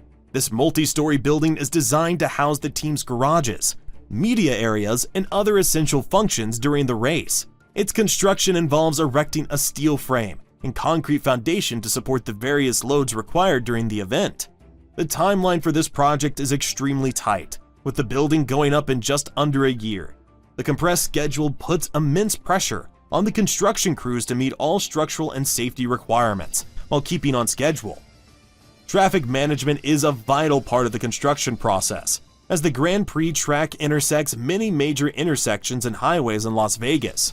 During the preparation period, sections of the strip and surrounding roads will be closed at night for construction, while temporary bridges and alternative routes are established to maintain access to businesses and casinos along the race course. Traffic control teams work closely with local authorities to ensure that disruption is minimized and that workers and machinery can operate efficiently within these high-traffic areas. The scale of the construction and the temporary nature of the infrastructure make the Las Vegas Grand Prix a unique project in the world of motorsports. With more than 1,500 workers involved at peak times, the project requires not only tight coordination among various contractors, but also the use of advanced construction techniques to ensure everything is built to Formula One strict specifications. The Royal Gorge Bridge in the United States is undergoing a major renovation project to enhance its structural integrity and improve visitor experience. Spanning 1,260 feet across the Arkansas River in Colorado, the bridge is one of the highest suspension bridges in the world, towering 955 feet above the river. The renovation involves replacing the wooden deck with high-strength, weather-resistant materials to ensure durability and safety. Advanced construction techniques, such as the use of prefabricated components and modular assembly, are employed to minimize disruption to visitors and ensure precision. One of the primary challenges is maintaining the structural integrity of the historic bridge while incorporating modern materials and technologies. The project also includes the installation of new safety features, such as reinforced railings and automated monitoring systems to detect structural stresses. The renovation aims to preserve the bridge's historic character while enhancing its functionality and safety. Once completed, the Royal Gorge Bridge will continue to be a major tourist attraction, providing breathtaking views and a unique engineering marvel for visitors to enjoy. The renovation also includes improvements to the surrounding infrastructure, such as upgraded walkways and viewing platforms, enhancing the overall visitor experience. The project is expected to boost the local economy by attracting more tourists and providing new job opportunities in the tourism sector. The Royal Gorge Bridge renovation underscores the importance of preserving historic structures while adapting them to meet modern safety and usability standards. The construction process utilizes specialized machinery such as high-capacity cranes, prefabrication assembly lines, and automated monitoring systems to ensure the structural integrity and longevity of the bridge. The North Offshore Wind Farm in the Netherlands is a major renewable energy project designed to harness the power of the North Sea.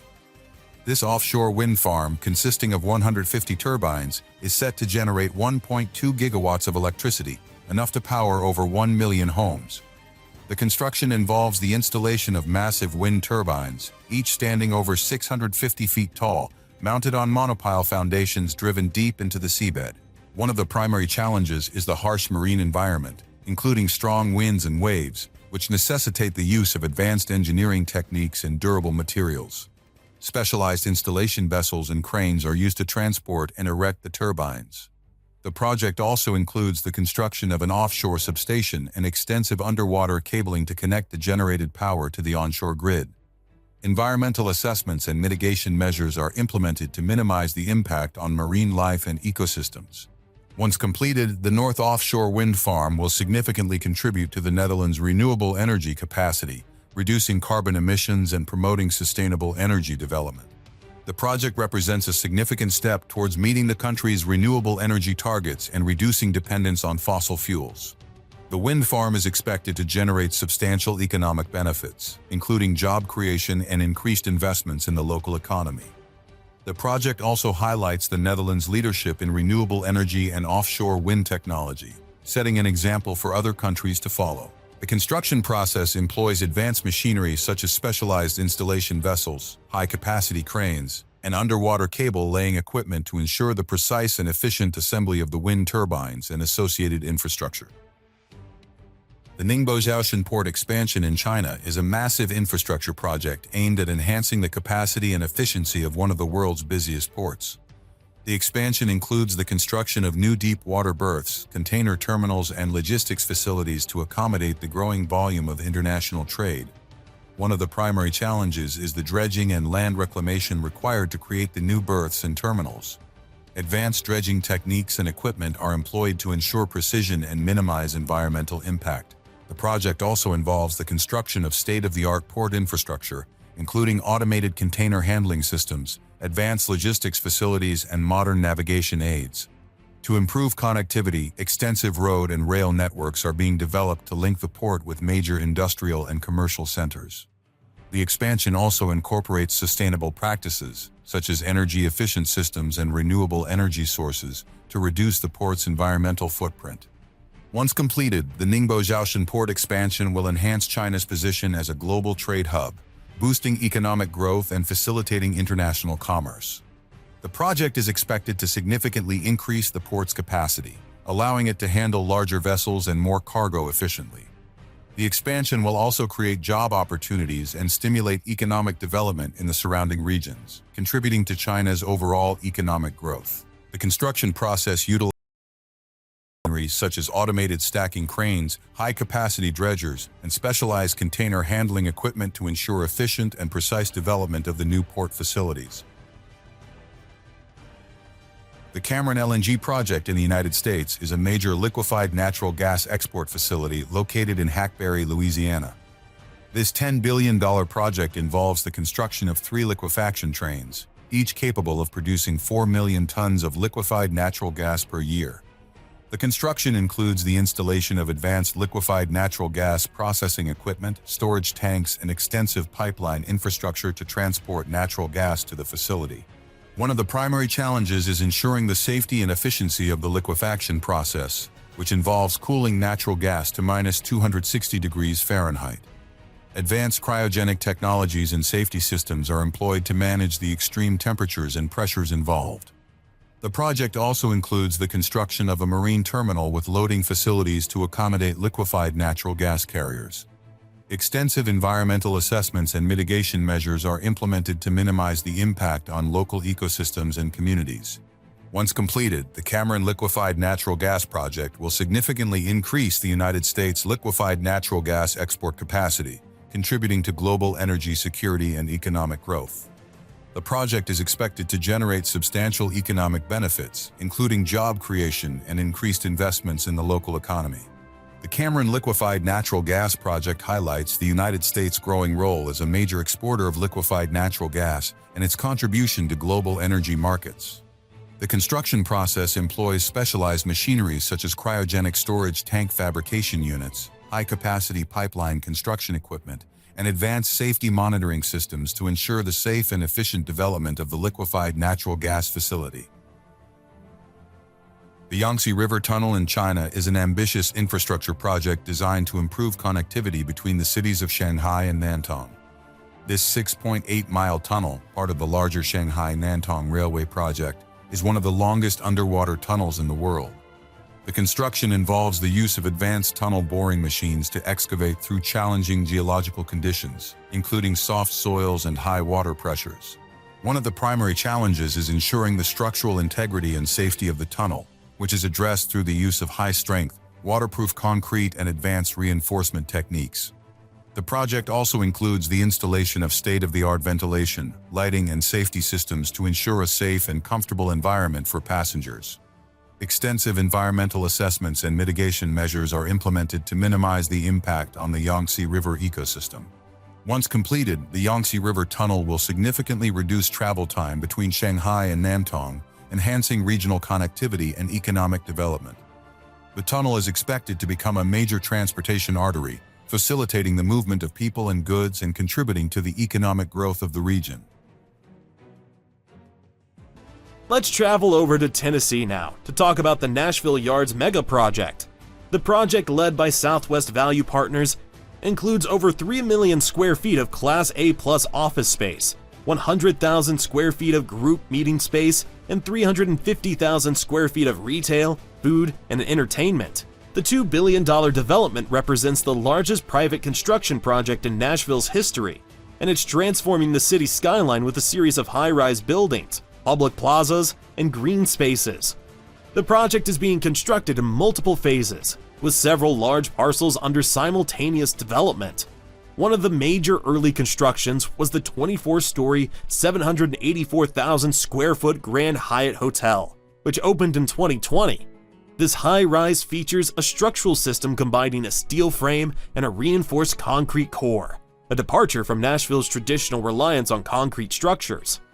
Parcel 3 of the Nashville Yards development, slated to become the tallest office building in the city, employs cutting-edge construction techniques.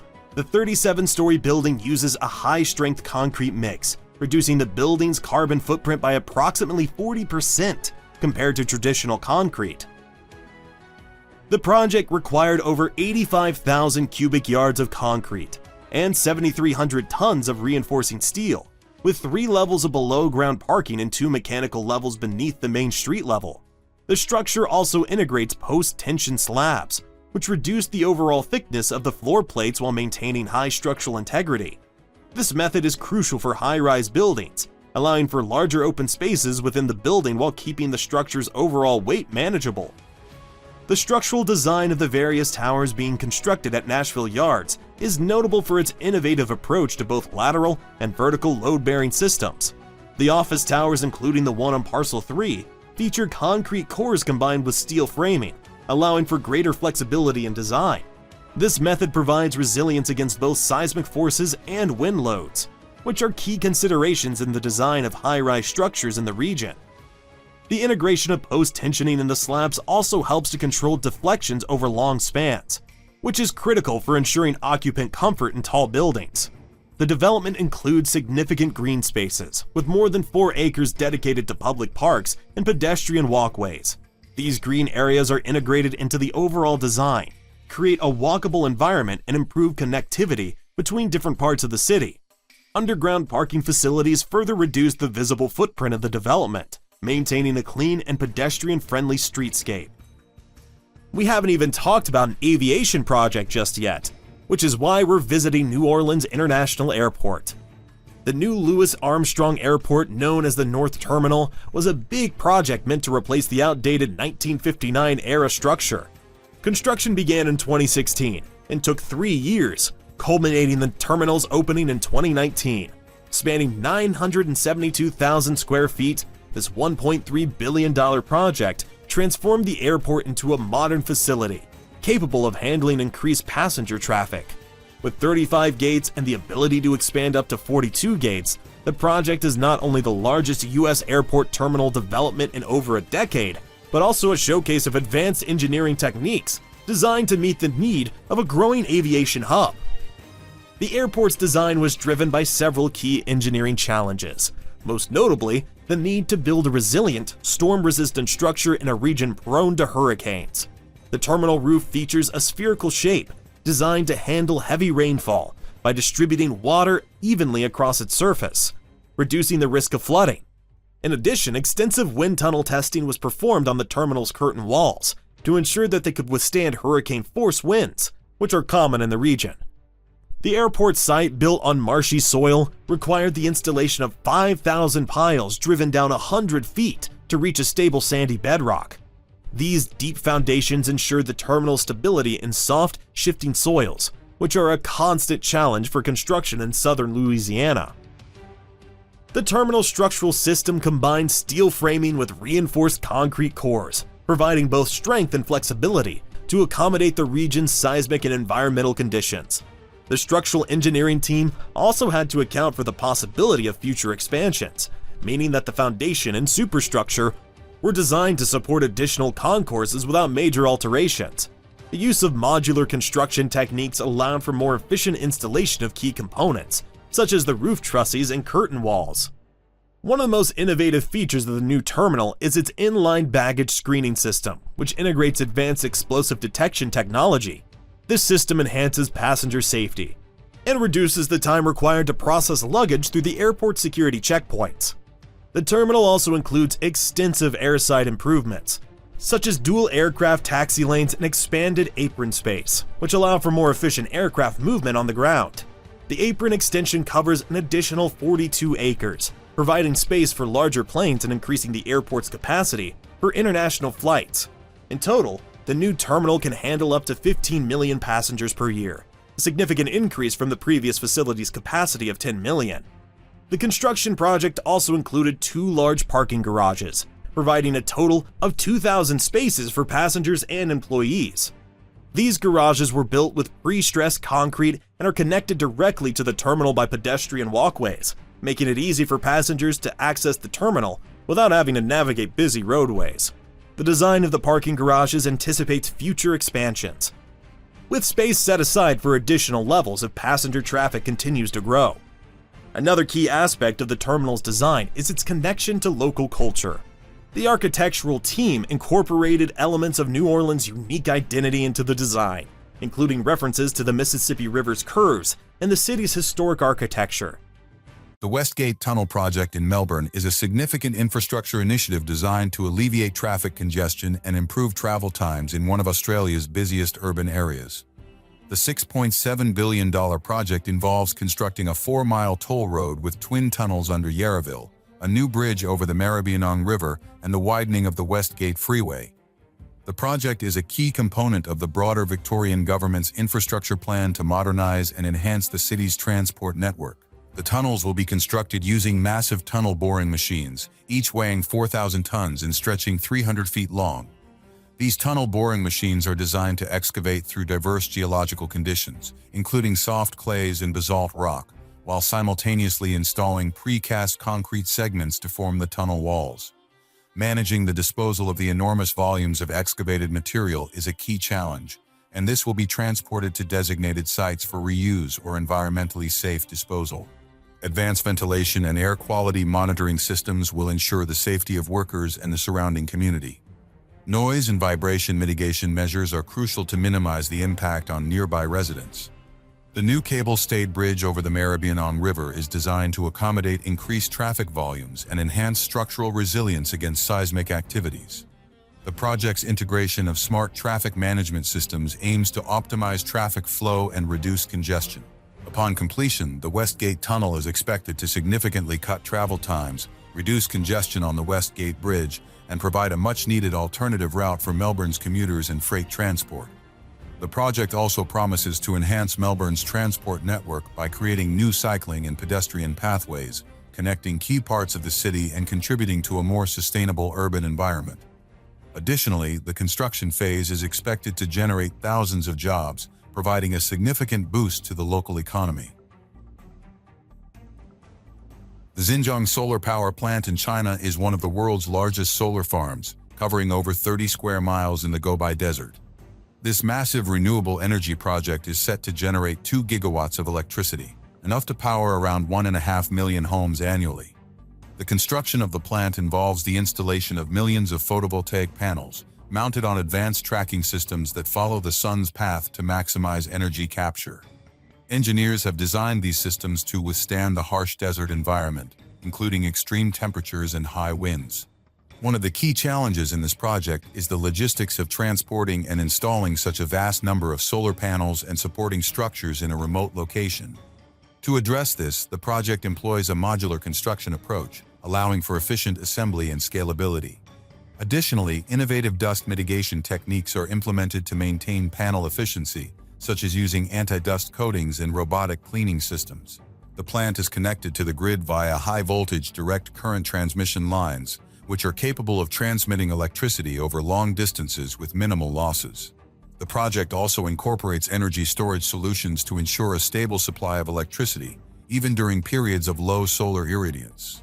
These energy storage systems are crucial for balancing supply and demand, enhancing grid stability. This solar power plant represents a significant step towards reducing carbon emissions and promoting sustainable energy development in China. By harnessing the vast solar potential of the Gobi Desert, the project not only contributes to China's renewable energy targets, but also sets a benchmark for large-scale solar energy projects worldwide. The plant's success could pave the way for similar projects in other desert regions across the globe, demonstrating the viability of solar power as a major energy source.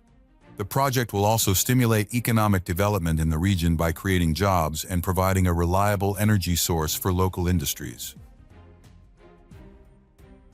The Rome Metro Line C extension is an ambitious project aimed at expanding Rome's metro system to improve connectivity and reduce traffic congestion in the city.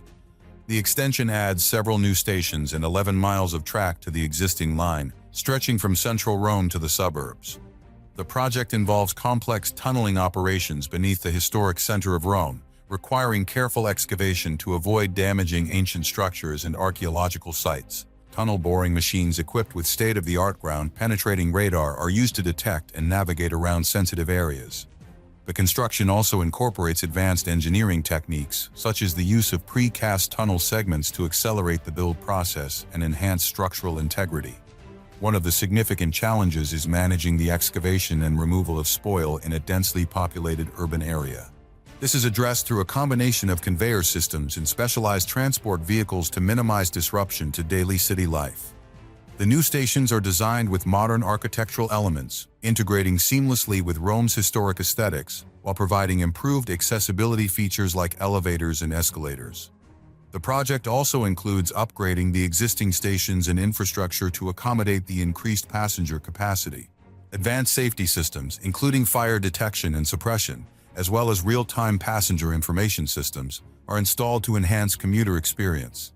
The extension also incorporates green building standards, ensuring energy-efficient station operations and reduced carbon footprints. Upon completion, the Metro Line C extension will significantly reduce travel times, improve urban mobility, and contribute to the reduction of air pollution by encouraging the use of public transportation. The project is expected to transform the commuting experience in Rome, making it more efficient and reliable, and enhancing the overall quality of life for residents and visitors alike. The extension will also support the city's economic development by improving access to key commercial and cultural districts. The Intuit Dome is a state-of-the-art sports and entertainment arena currently under construction in Los Angeles, set to be the new home for the Los Angeles Clippers NBA team. This $1.8 billion project features a futuristic design with a seating capacity of 18,000, providing fans with an unparalleled viewing experience. The construction incorporates advanced engineering techniques, such as a cantilevered steel roof structure that eliminates the need for interior columns, ensuring unobstructed views from every seat. The arena is equipped with cutting-edge technology, including a high-definition scoreboard that wraps around the entire arena, and an advanced sound system for an immersive audio experience. One of the major challenges is the integration of sustainable building practices. The Intuit Dome aims to be a net-zero energy building, utilizing a combination of solar panels, energy-efficient systems, and innovative water conservation methods. The project also includes the construction of a multi-story parking structure and extensive landscaping with native plants to create a welcoming environment for fans. Advanced construction methods, such as prefabrication and modular assembly, are used to streamline the building process and reduce construction time. The arena will also feature numerous amenities, including luxury suites, a training facility, and spaces for community events. Once completed, the Intuit Dome will not only serve as a premier sports venue, but also as a catalyst for economic development in the surrounding area, creating jobs and attracting visitors to Los Angeles.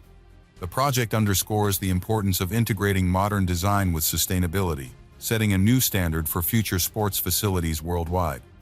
The Intuit Dome is poised to become a landmark in Los Angeles, drawing millions of visitors annually and significantly boosting the local economy through tourism and event hosting. The project also includes significant community engagement initiatives, ensuring that the benefits of the new arena extend to the local population through improved infrastructure and social programs. The construction utilizes advanced machinery, including mobile cranes, steel erection rigs, and prefabrication technology, to ensure precise and efficient assembly of the structure. Let's move over to the One Vanderbilt, which was completed in 2020 and redefined the New York City skyline as a towering example of engineering brilliance. Located adjacent to Grand Central Terminal, this $3.3 billion skyscraper is a symbol of innovation and sustainability, merging functionality with breathtaking design. The project was conceived in 2010 as part of Midtown East's rezoning plan, aimed at revitalizing the area. Construction began in 2016, with the goal of creating a state-of-the-art commercial hub that integrates seamlessly with public transit systems.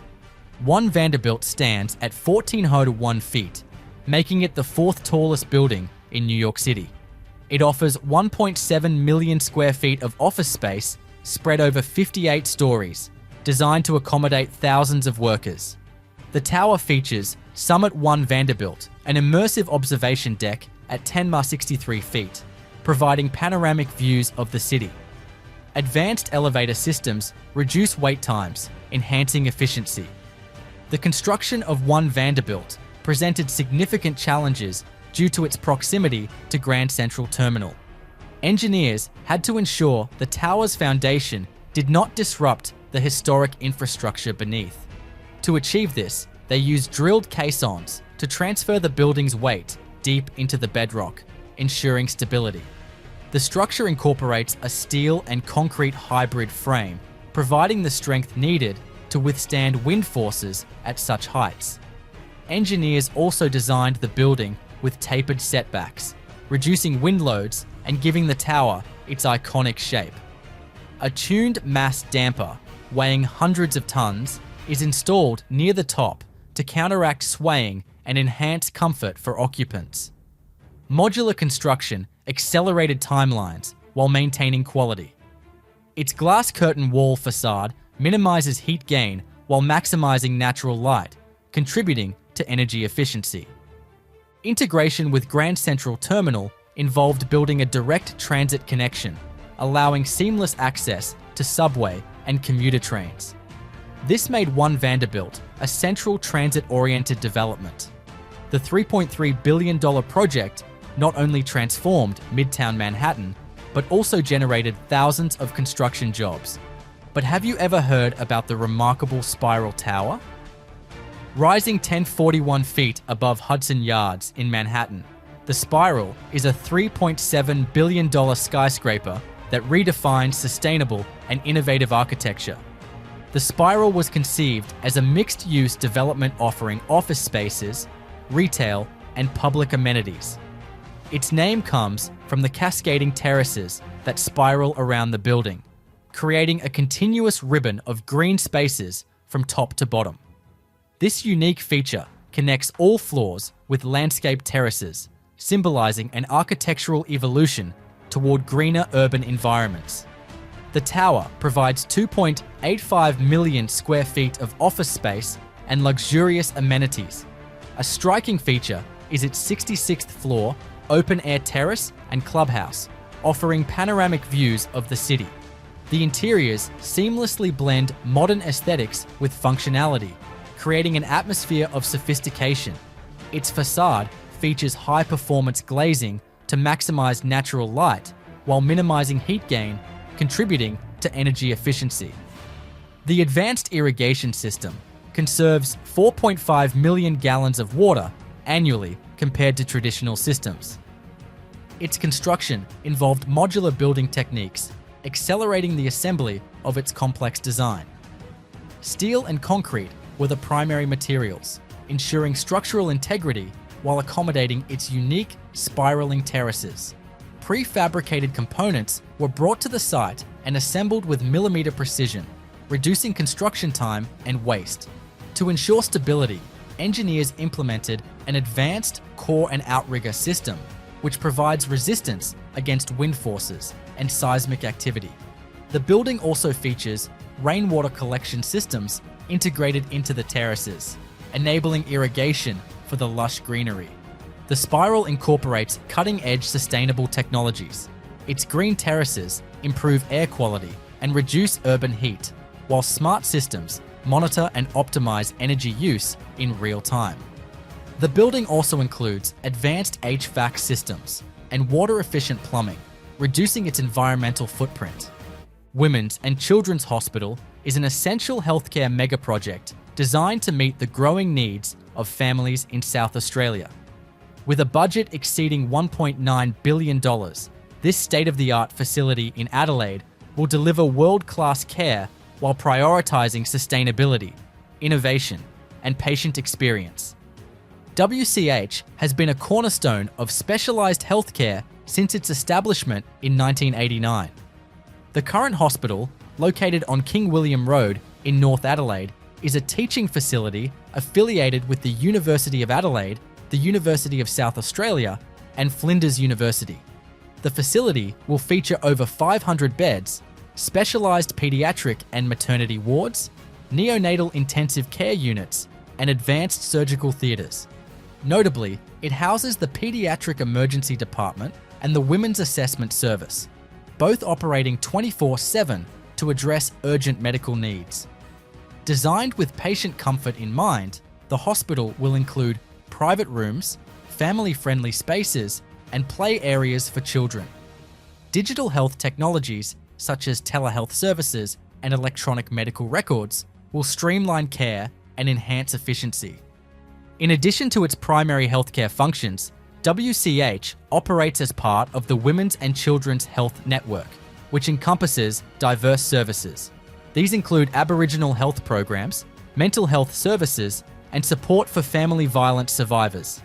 The community outreach and advocacy work of the hospital is supported by a dedicated charity that raises funds to enhance care and future health initiatives.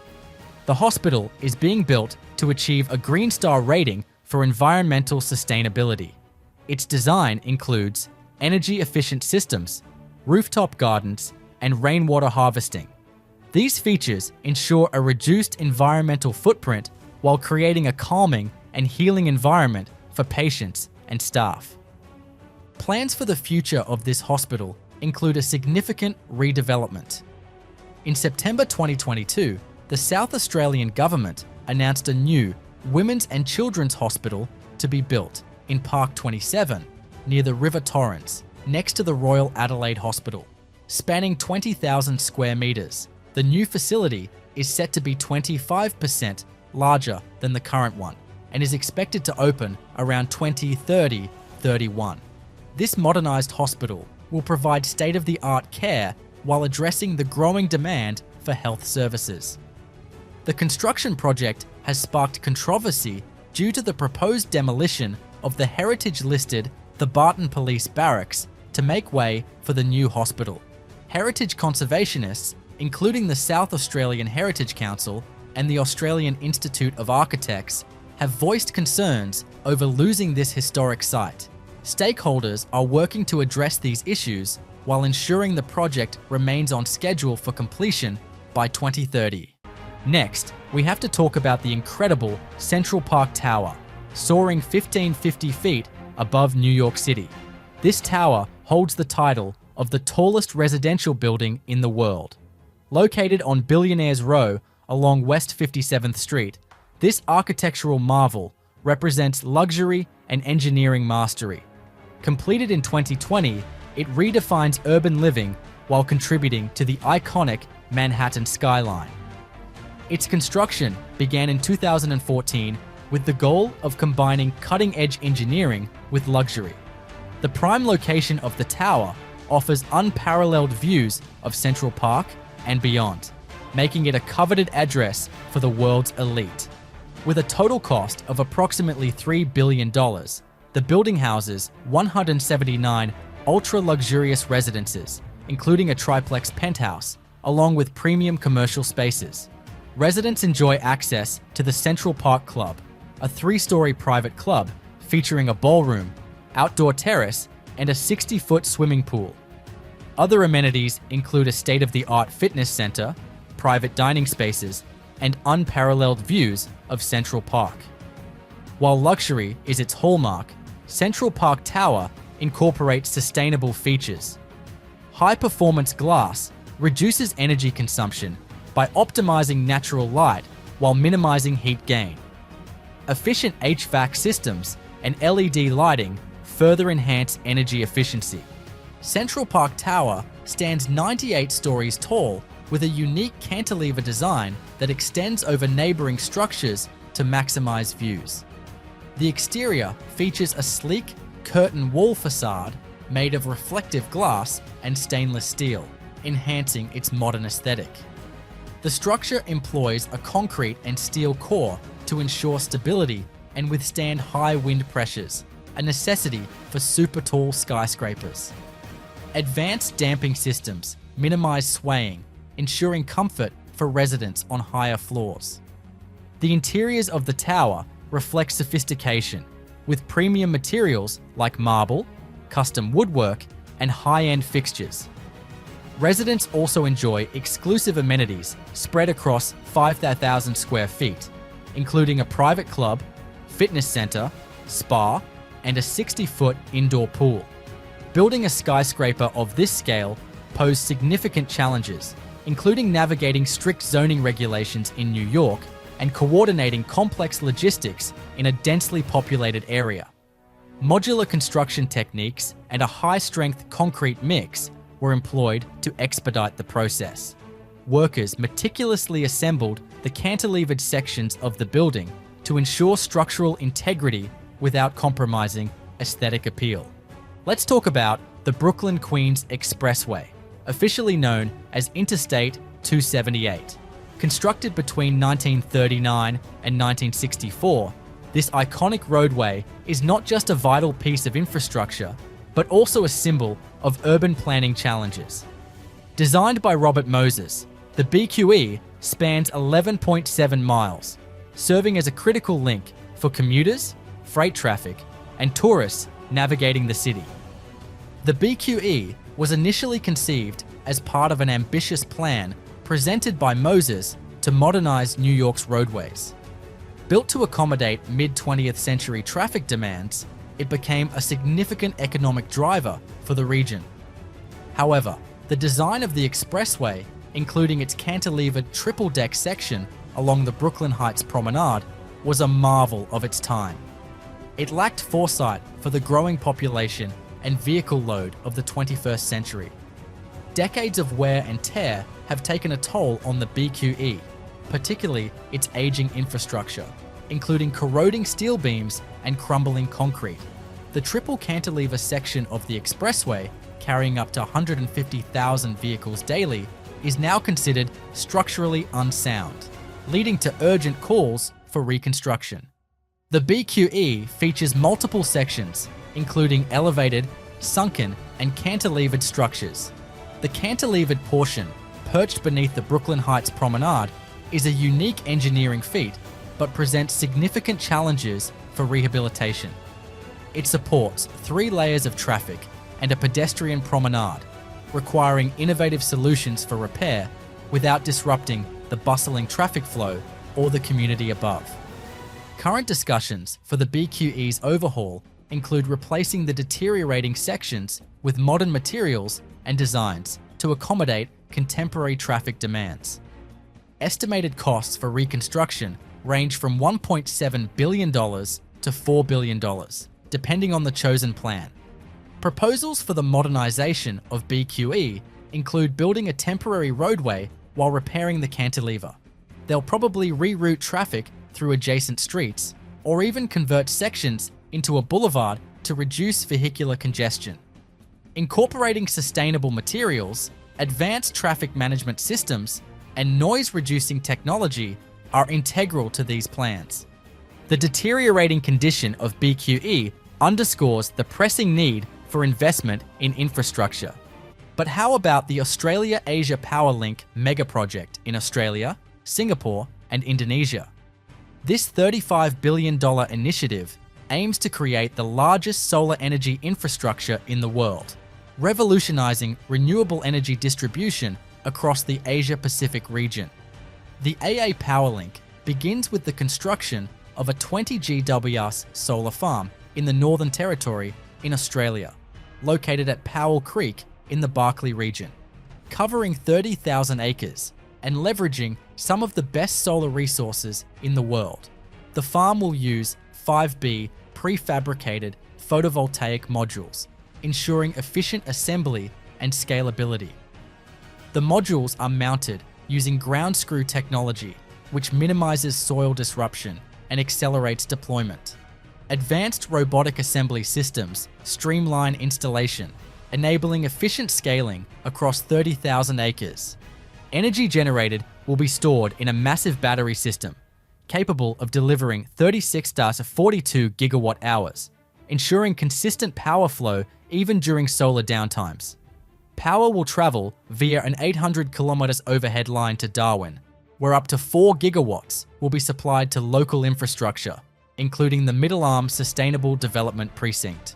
From Darwin, a 4,300 kilometer undersea HVDC cable, the longest in the world, will transport 1.75 gigawatts of electricity to Singapore.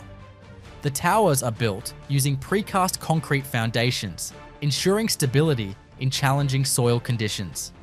Specialized helicopter-assisted stringing techniques minimize environmental impact and accelerate installation.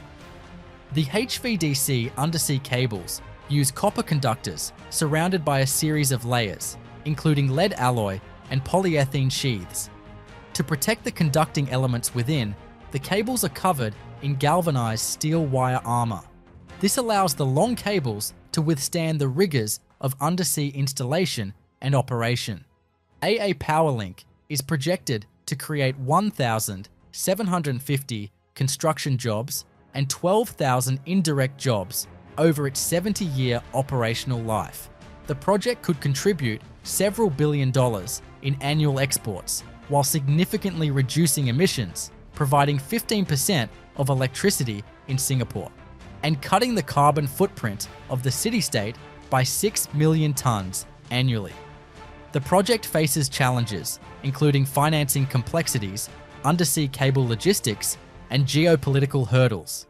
Yet, advancements like modular solar technology, strategic risk management by Bechtel, and international collaboration ensure its feasibility.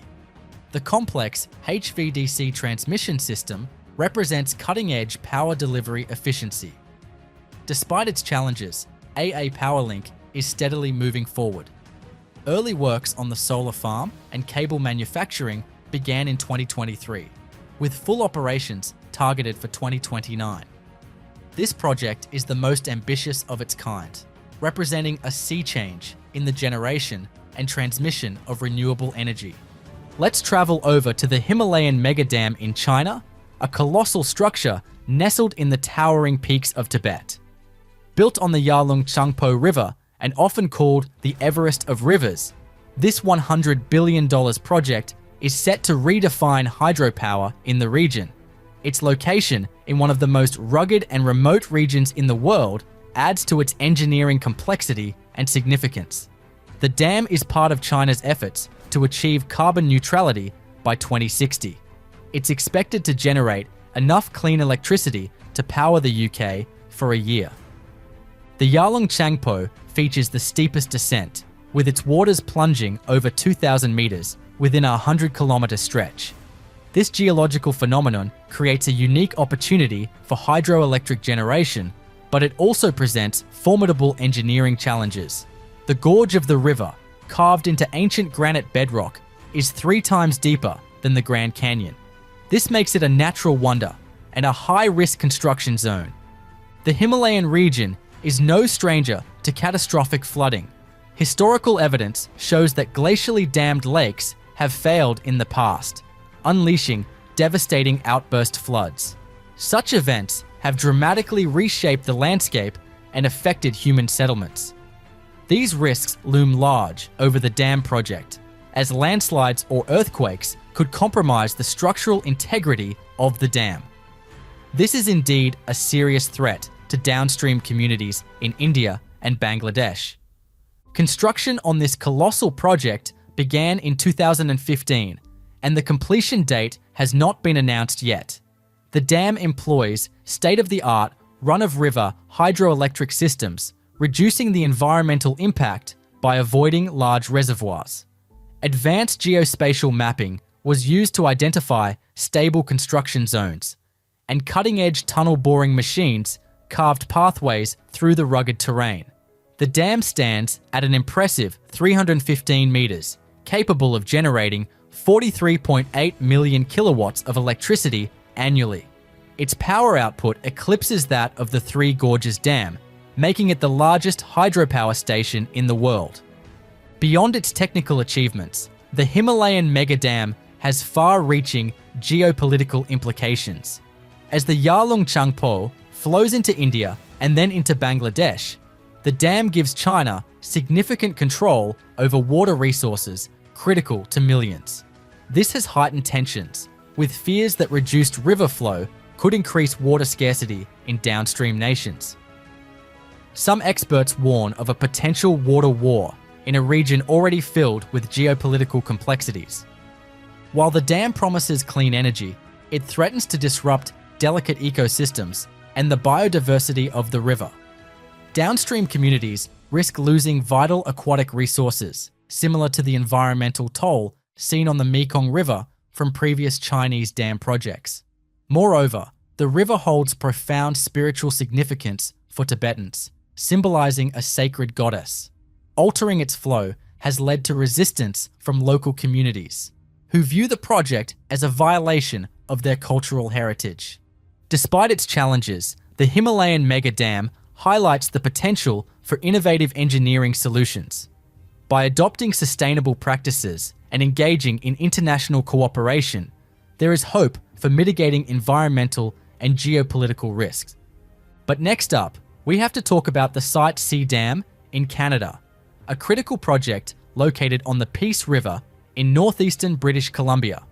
Located just 14 kilometers southwest of Fort St. John, this project is the latest addition to the network of dams in British Columbia. Soon, it will become the fourth largest hydroelectric producer in the province. When operational in 2025, Site C will generate 1,100 megawatts of electricity, supplying enough clean energy to power approximately 45,000 homes annually. The project is intended to provide a reliable and affordable source of clean electricity for more than 100 years. It will also stabilize energy costs and support industries like mining and forestry. The idea for Site C emerged in the 1970s, following the successful completion of the W.A.C. Bennett Dam and Peace Canyon Dam, also on the Peace River. Initially delayed due to environmental concerns and fluctuating energy demands, the project was revived in the early 2000s. Construction finally began in 2015, after contentious debates over its necessity and impact on the local ecosystem and communities.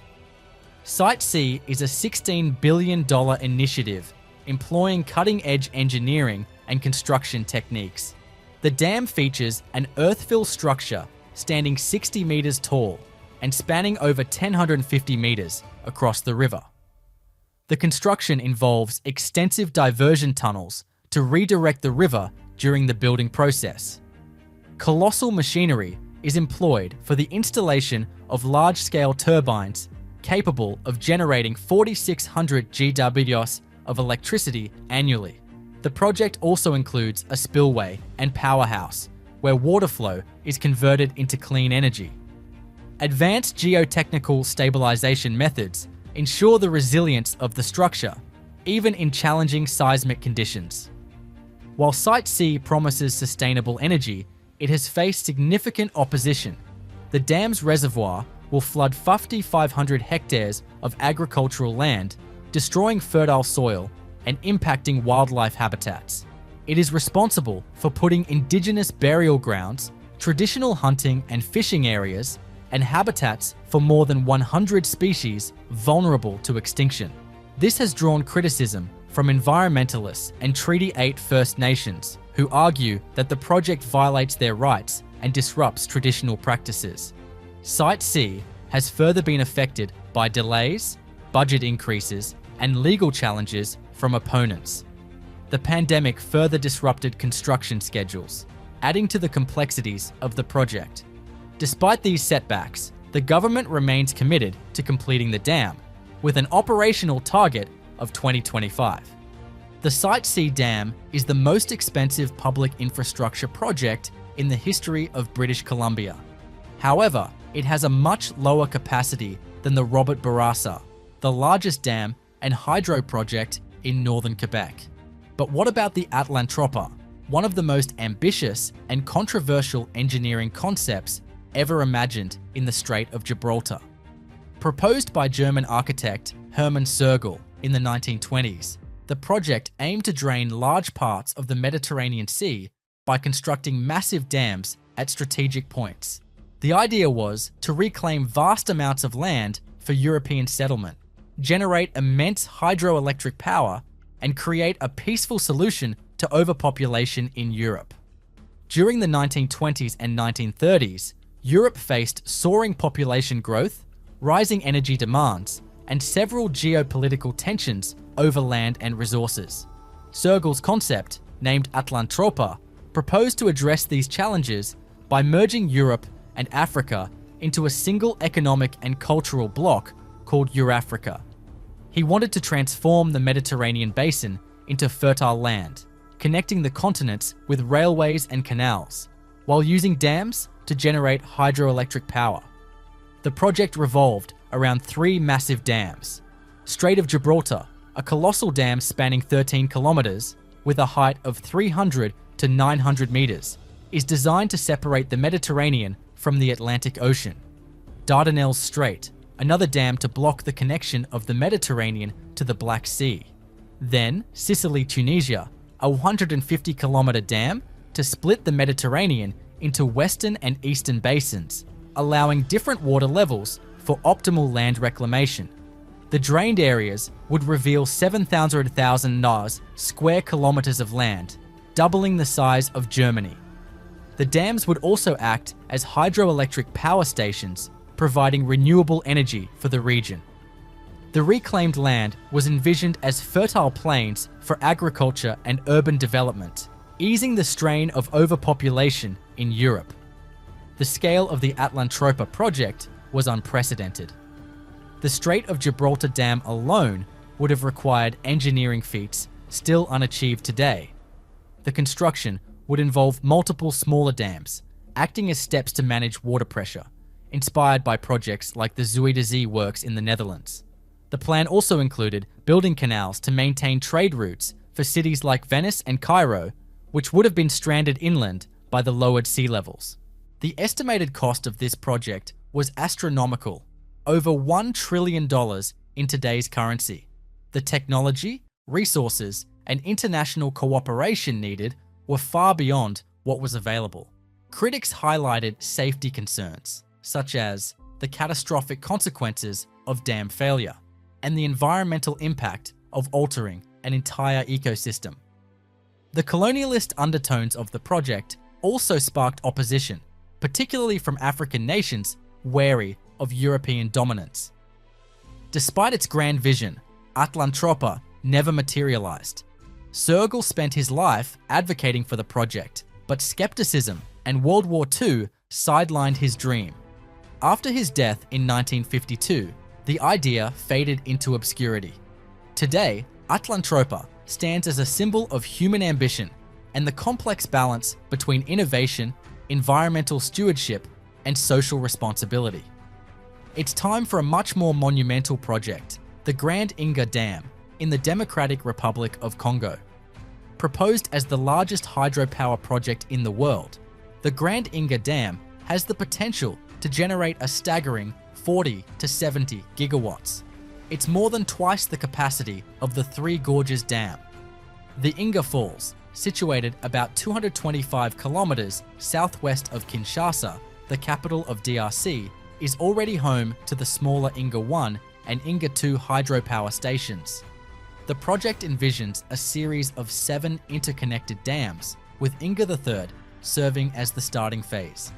Initially planned at 4,800 megawatts, the design of Inga III was later expanded to 11,000 megawatts. This has increased the total estimated cost of the project to $18 billion, including $4 billion for transmission lines. The Grand Inga Dam would divert the Congo River through the Bundy Valley, creating a vast reservoir to generate power. The unique combination of high water volume, vertical drop, and velocity in the region makes it ideal for hydropower. Each of the proposed 7 power stations would have independent ownership enabling phased development. The Inga 3 phase will provide electricity to major stakeholders: 5,000 megawatts to South Africa, 3,000 megawatts to Nigeria, 1,300 megawatts to DRC mining companies, and the remainder to the national utility. This dam could boost industrialization in Africa by providing affordable energy for manufacturing, mining, and urban centers. It is also expected to create jobs, improve access to electricity in rural areas, and reduce reliance on fossil fuels, contributing to global climate goals. In 2018, the DRC government partnered with Chinese and Spanish firms for technical studies and environmental impact assessments. This phase aims to balance the energy generation with socio-economic and environmental considerations. The project has faced significant delays due to financing hurdles, requiring extensive resource mobilization. Additionally, agreements with nations through which transmission lines pass, such as Nigeria and South Africa, need re-evaluation. Several countries and international organizations, including South Africa and the World Bank, have expressed interest in funding and partnering on the project. However, political instability and logistical challenges have delayed progress. The Grand Inga Dam holds transformative potential for Africa, but must overcome significant obstacles to realize its vision of powering a continent. Once completed, the dam could supply clean, renewable energy across Africa, adding to the economic growth and addressing chronic energy shortages. Next up, we have to talk about the Grand Coulee Dam, an engineering masterpiece and one of the largest infrastructure projects in United States history. Built during the Great Depression, its construction spanned from 1933 to 1942, offering much-needed employment and economic stimulus to the region. Located on the Columbia River in Washington state, the dam is a cornerstone of American hydropower, irrigation, and water management.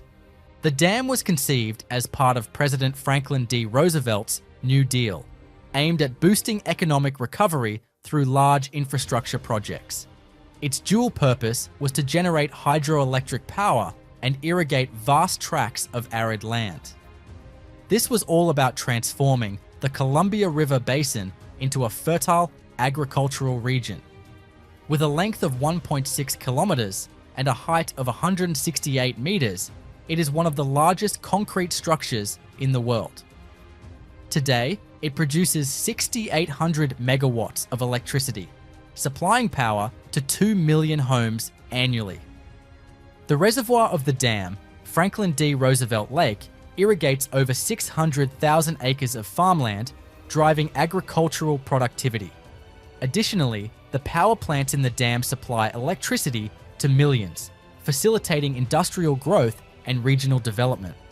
The Grand Coulee Dam stretches 1,592 meters across the Columbia River and rises 168 meters from its granite foundation.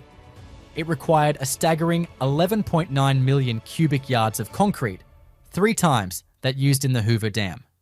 Its thickness ranges from 30 feet at the top to 500 feet at the base. The dam houses 4 power plants, including the left and right power plants, each equipped with 9 generators, rated at 125 megawatts each. A later addition, the third power plant, features 6 generators, 3 of which boast a capacity of 805 megawatts each, making it a powerhouse of energy production. The total generating capacity of the dam is 6,809 megawatts, sufficient to power millions of homes and industries. Building the Grand Coulee Dam required innovative techniques, including individual penstocks, giant pipes up to 40 feet in diameter, to carry water to the generators. A labor force of over 8,000 workers at its peak tackled harsh weather conditions and complex engineering challenges. The spillway, spanning 1,300 feet, was designed to handle massive water flows, protecting the structure from flooding. The Grand Coulee Dam has not only transformed the Columbia River Basin into an agricultural haven, but also ensured energy security for the Pacific Northwest, Its contribution to irrigation, flood control, and recreation has solidified its status as an engineering marvel. Today, the dam attracts tourists worldwide and offers educational tours. There's an annual laser light show that celebrates its monumental history and technological significance. Next, we have to talk about one of the biggest dams constructed in China, the Longtan Dam. Located on the Hongshui River in Guangxi Province, this $4.2 billion project is one of the tallest roller-compacted concrete dams in the world, standing at 216.5 meters. The Longtan Dam was built to generate hydroelectric power, improve flood control, and enhance navigation along the river. Completed in 2009, the dam stands 216.5 meters tall and stretches 849 meters in length. Its 6,426 MW of capacity makes it one of the largest hydropower stations in China, supplying clean energy to millions of households and industries. Constructed using roller-compacted concrete, the Longtan Dam features a unique design that enhances its strength and efficiency.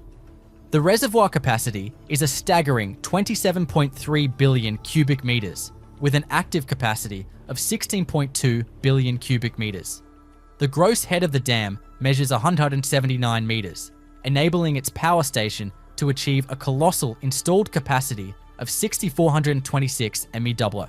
This includes 7 turbines, each with a capacity of 700 MW, along with 2 additional turbines added in a later phase. The electricity generated by Longtan is sold to China's Southern Power Grid, meeting the power demands of millions while reducing reliance on fossil fuels. The dam also plays a critical role in flood control, irrigation, and water supply management, contributing to regional stability and development. Furthermore, its presence aligns with the commitment of China to renewable energy, significantly reducing carbon emissions. While the dam provides significant benefits, it also comes with environmental costs. Its construction displaced over 8,000 people and submerged 300 square kilometers of land, including forests and farmland. Efforts have been made to relocate affected communities and mitigate ecological damage. One of the notable features of the dam is its ship lift, which allows vessels to bypass the dam and continue along the river. This has improved trade and transportation in the region, boosting local economies. The Longtan Dam faced challenges during its construction, including geological issues and public opposition. However, its successful completion has cemented its role as a vital component of the energy and water management strategy implemented by China. Today, the Longtan Dam has become a popular tourist destination, drawing visitors to marvel at its sheer scale and engineering brilliance. The Sayano-Shushenskaya Dam in Russia is one of the most iconic hydropower stations in the world. Located on the Yenisei River in Siberia, this $1.2 billion project stands at an impressive 242 meters, making it one of the tallest dams ever. Stretching across a length of 1066 meters, this arch-gravity dam is a critical component of hydropower infrastructure in Russia. The dam was built to utilize the immense flow of the Yenisei River for power generation and flood control. The reservoir, with a storage capacity of 31.3 cubic kilometers, provides consistent water flow for year-round electricity production. Designed to withstand earthquakes up to 8 on the Richter scale, the dam showcases exceptional structural resilience, even earning a place in the Guinness Book of World Records for its unique construction. The Sayano-Shushenskaya power station has an installed capacity of 6,400 megawatts and generates approximately 23,500 GWh of electricity annually. The 10 turbines in the dam, each rated at 640 megawatts, operate with incredible efficiency. The reservoir also ensures steady water flow during peak energy demand, adding to the energy security of Russia. In 2009, the dam faced one of its greatest challenges. A catastrophic turbine malfunction caused a massive flood in the turbine hall, resulting in 75 fatalities and extensive structural damage. Power generation was severely reduced, and the accident raised concerns about operational safety. Following the tragedy, an intensive $1 billion rehabilitation and modernization program was undertaken between 2010 and 2014. This effort restored the full capacity of the dam and incorporated advanced monitoring and safety systems to prevent future incidents. The dam plays a pivotal role in reducing the reliance of Russia on fossil fuels, contributing significantly to its renewable energy output. It also supports regional agriculture and industry by providing reliable water management. Despite its immense scale, the dam's integration into the Sayano-Shushensky Nature Reserve reflects a balance between energy production and environmental preservation. But just wait until you hear about one of Russia's most iconic megaprojects, the Krasnoyarsk Dam. Built on the Yenisei River near Krasnoyarsk in Siberia, this massive hydroelectric dam is a landmark of Soviet-era engineering and a vital part of power grids in Russia. Completed in 1972, the Krasnoyarsk Dam is a gravity dam that stretches 1065 meters across the Yenisei River and stands 124 meters tall. With an installed capacity of 6,000 megawatts, it generates enough electricity to power industries and homes across the Krasnoyarsk region and beyond. The dam is particularly crucial for supplying energy to the Krasnoyarsk aluminum smelter, one of the largest in the world. The Krasnoyarsk Dam features a 600-meter wide spillway capable of discharging 2,000 cubic meters of water per second. The reservoir of the dam, known as the Krasnoyarsk Reservoir or Krasnoyarsk Sea, stretches over 2,000 kilometers and holds a staggering 73.3 billion cubic meters of water. One of the standout features of the dam is its ship lift, a unique engineering solution that allows vessels to bypass the dam by moving over its massive structure. This lift, one of the largest of its kind, facilitates transportation along the Yenisei River, connecting Siberia to the Arctic Ocean. The creation of the Krasnoyarsk Reservoir flooded vast areas of forest and farmland, displacing thousands of people. It also disrupted local ecosystems and altered the natural flow of the river. However, the dam provides critical flood control, protecting downstream communities from seasonal flooding. The Krasnoyarsk Dam plays a key role in supporting the industrial economy of Russia.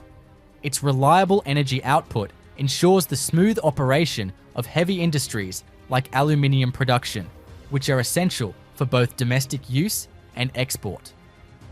The dam also serves as a significant source of employment and regional development. Despite its benefits, the Krasnoyarsk Dam has faced criticism for its environmental impact and the social costs of its construction. Nevertheless, it remains a symbol of Soviet-era ambition and a testament to the power of hydropower in driving economic growth.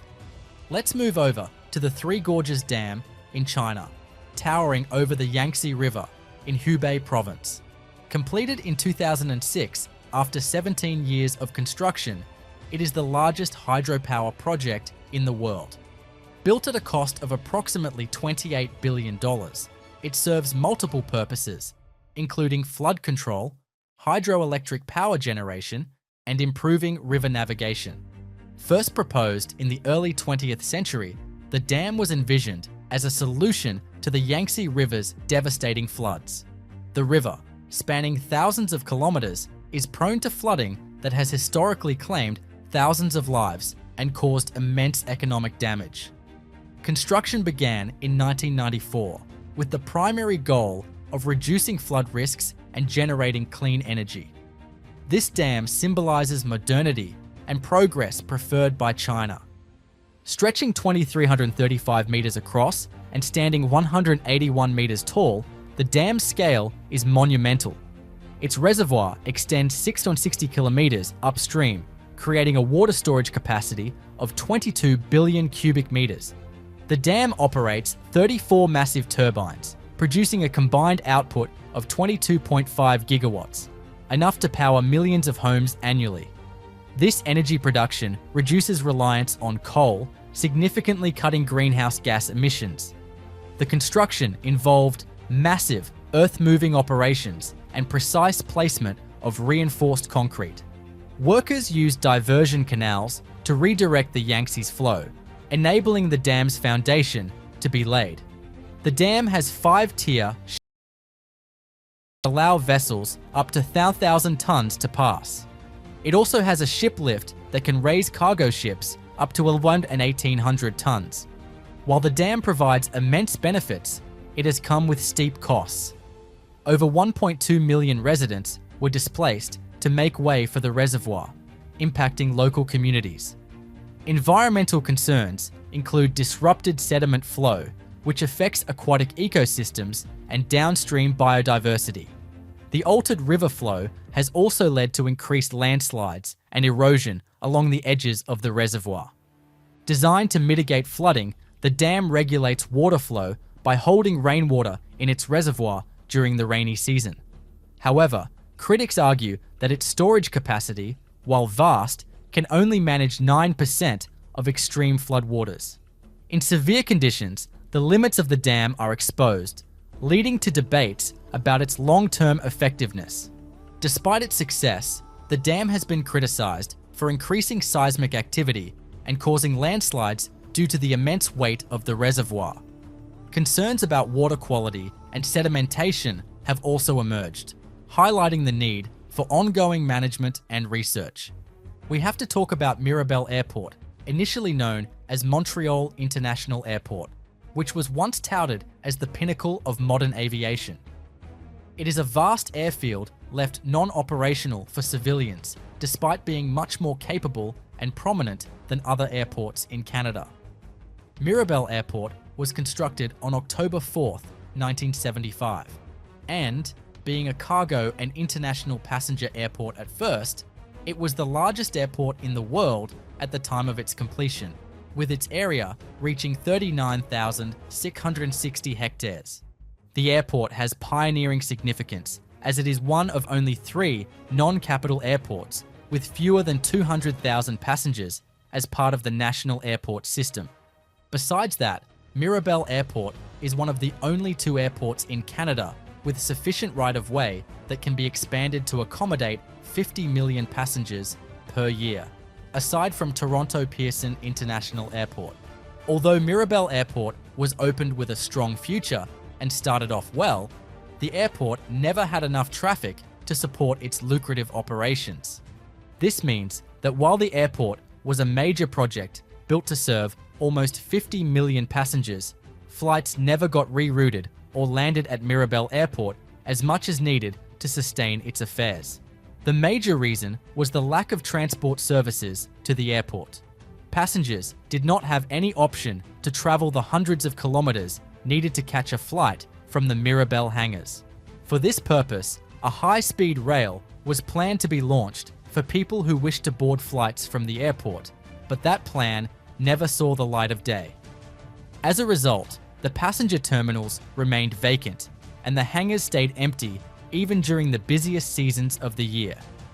Eventually, the government ran out of money to spend on the gigantic passenger terminals, which resulted in a full closure of the passenger terminal in 2004, after the last commercial passenger flight took place on October 31st, 2004.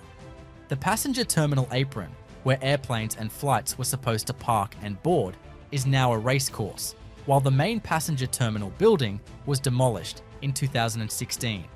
After that, Mirabel Airport operated only through cargo business and rerouted cargo flights from its hangars. However, the main purpose of the airport, which was to replace the Dorval Airport with the Canadian Eastern Air Gateway, did not go as planned, resulting in the closure of Mirabel Airport. But have you ever heard of one of the largest abandoned cities ever? The Eco Atlantic City is a prime example on this list. Eco Atlantic City, being a planned commerce hub in Lagos State, Nigeria, was constructed on reclaimed land from the Atlantic Ocean. The primary target of the new city was to accommodate almost 250,000 residents and a daily 150,000 passengers commuting in and out of the city when completed. The plans for building Atlantic City began in the 1960s when the government thought of obstructing the erosion of Lagos City's coastline by adding nourishment to the sea's path. But despite many efforts and attempts, the beach of Lagos City continued to shrink, increasing the threat of sea erosion and rising water levels in the future. Additionally, the ever-increasing population of Lagos City, due to its pivotal location on the country's map, was also a big headache for the government. According to the project outcomes, the completion of the city on the border coastline would strengthen the land's hold against seawater, limiting land erosion and omitting the perils of tsunamis and sea level rise in the future. Moreover, the city would also make up for the additional population in Lagos City, resulting in fair compensation for the overly populated coastal city and a new hub for commercial and coastal businesses as well as financial and tourist accommodations, further widening the horizon of commerce and tourism in Nigeria. The plan immediately attracted dozens of contractors and investors from all over the world due to its capabilities and remarkable milestones.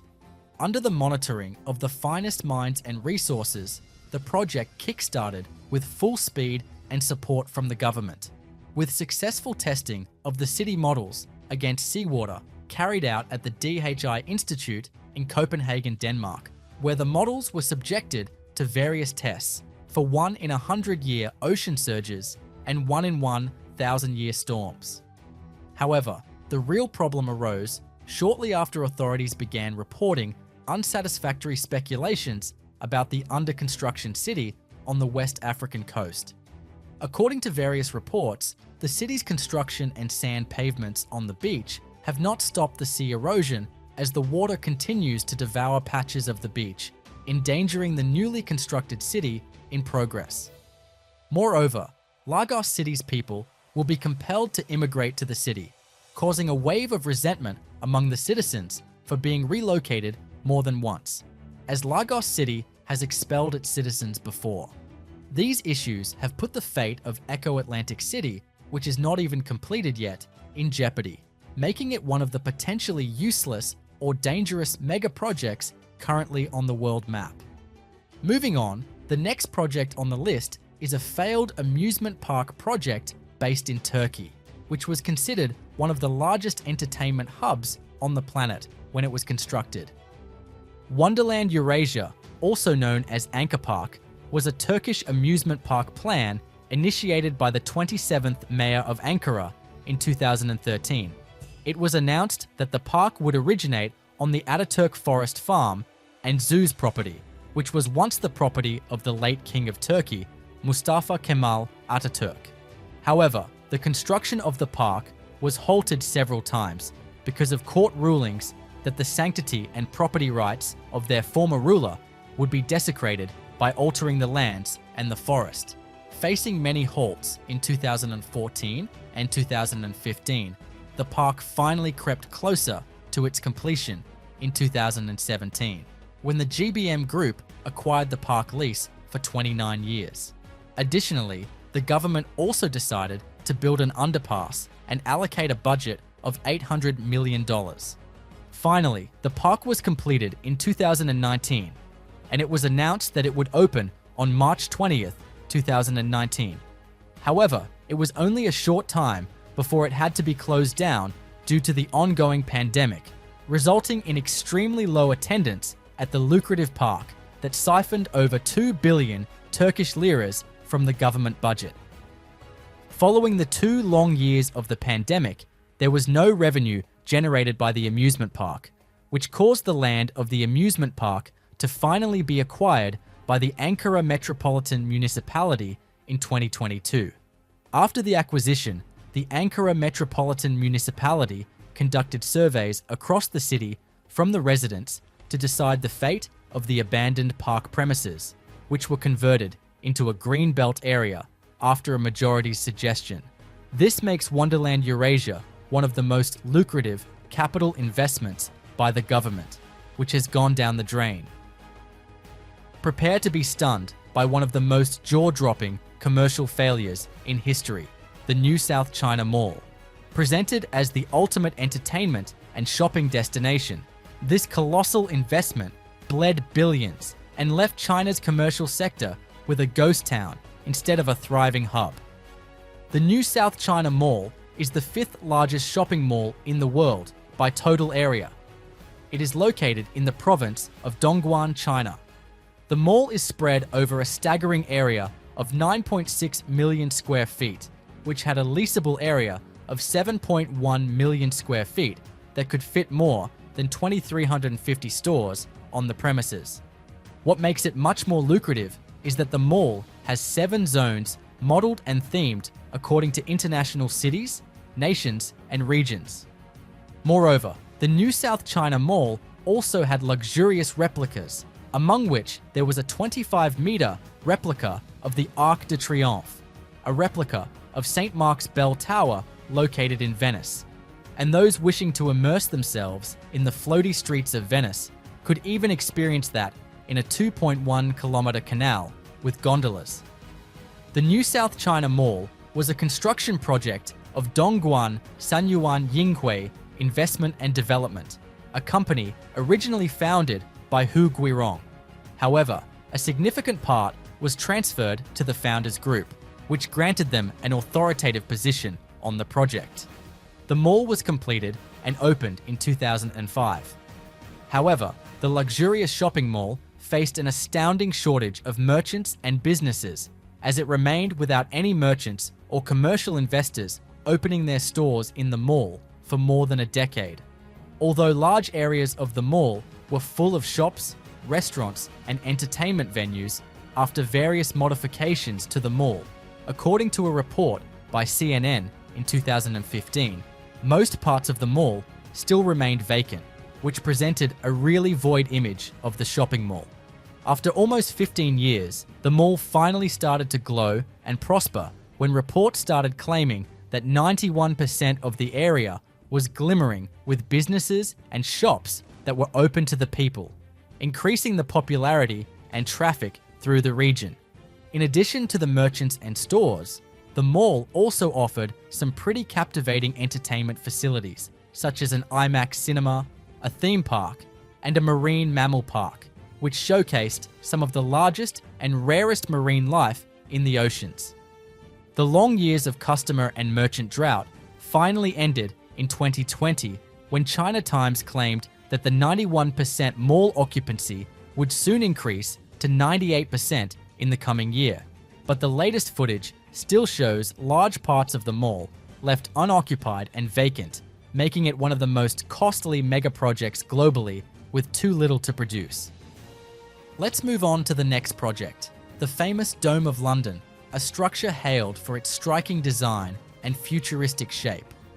But beneath its dazzling exterior lies a tale of mismanagement, abandonment, and a complete shift in purpose. The Millennium Dome is an interactive tourist spot, commonly known as the O2 Arena today.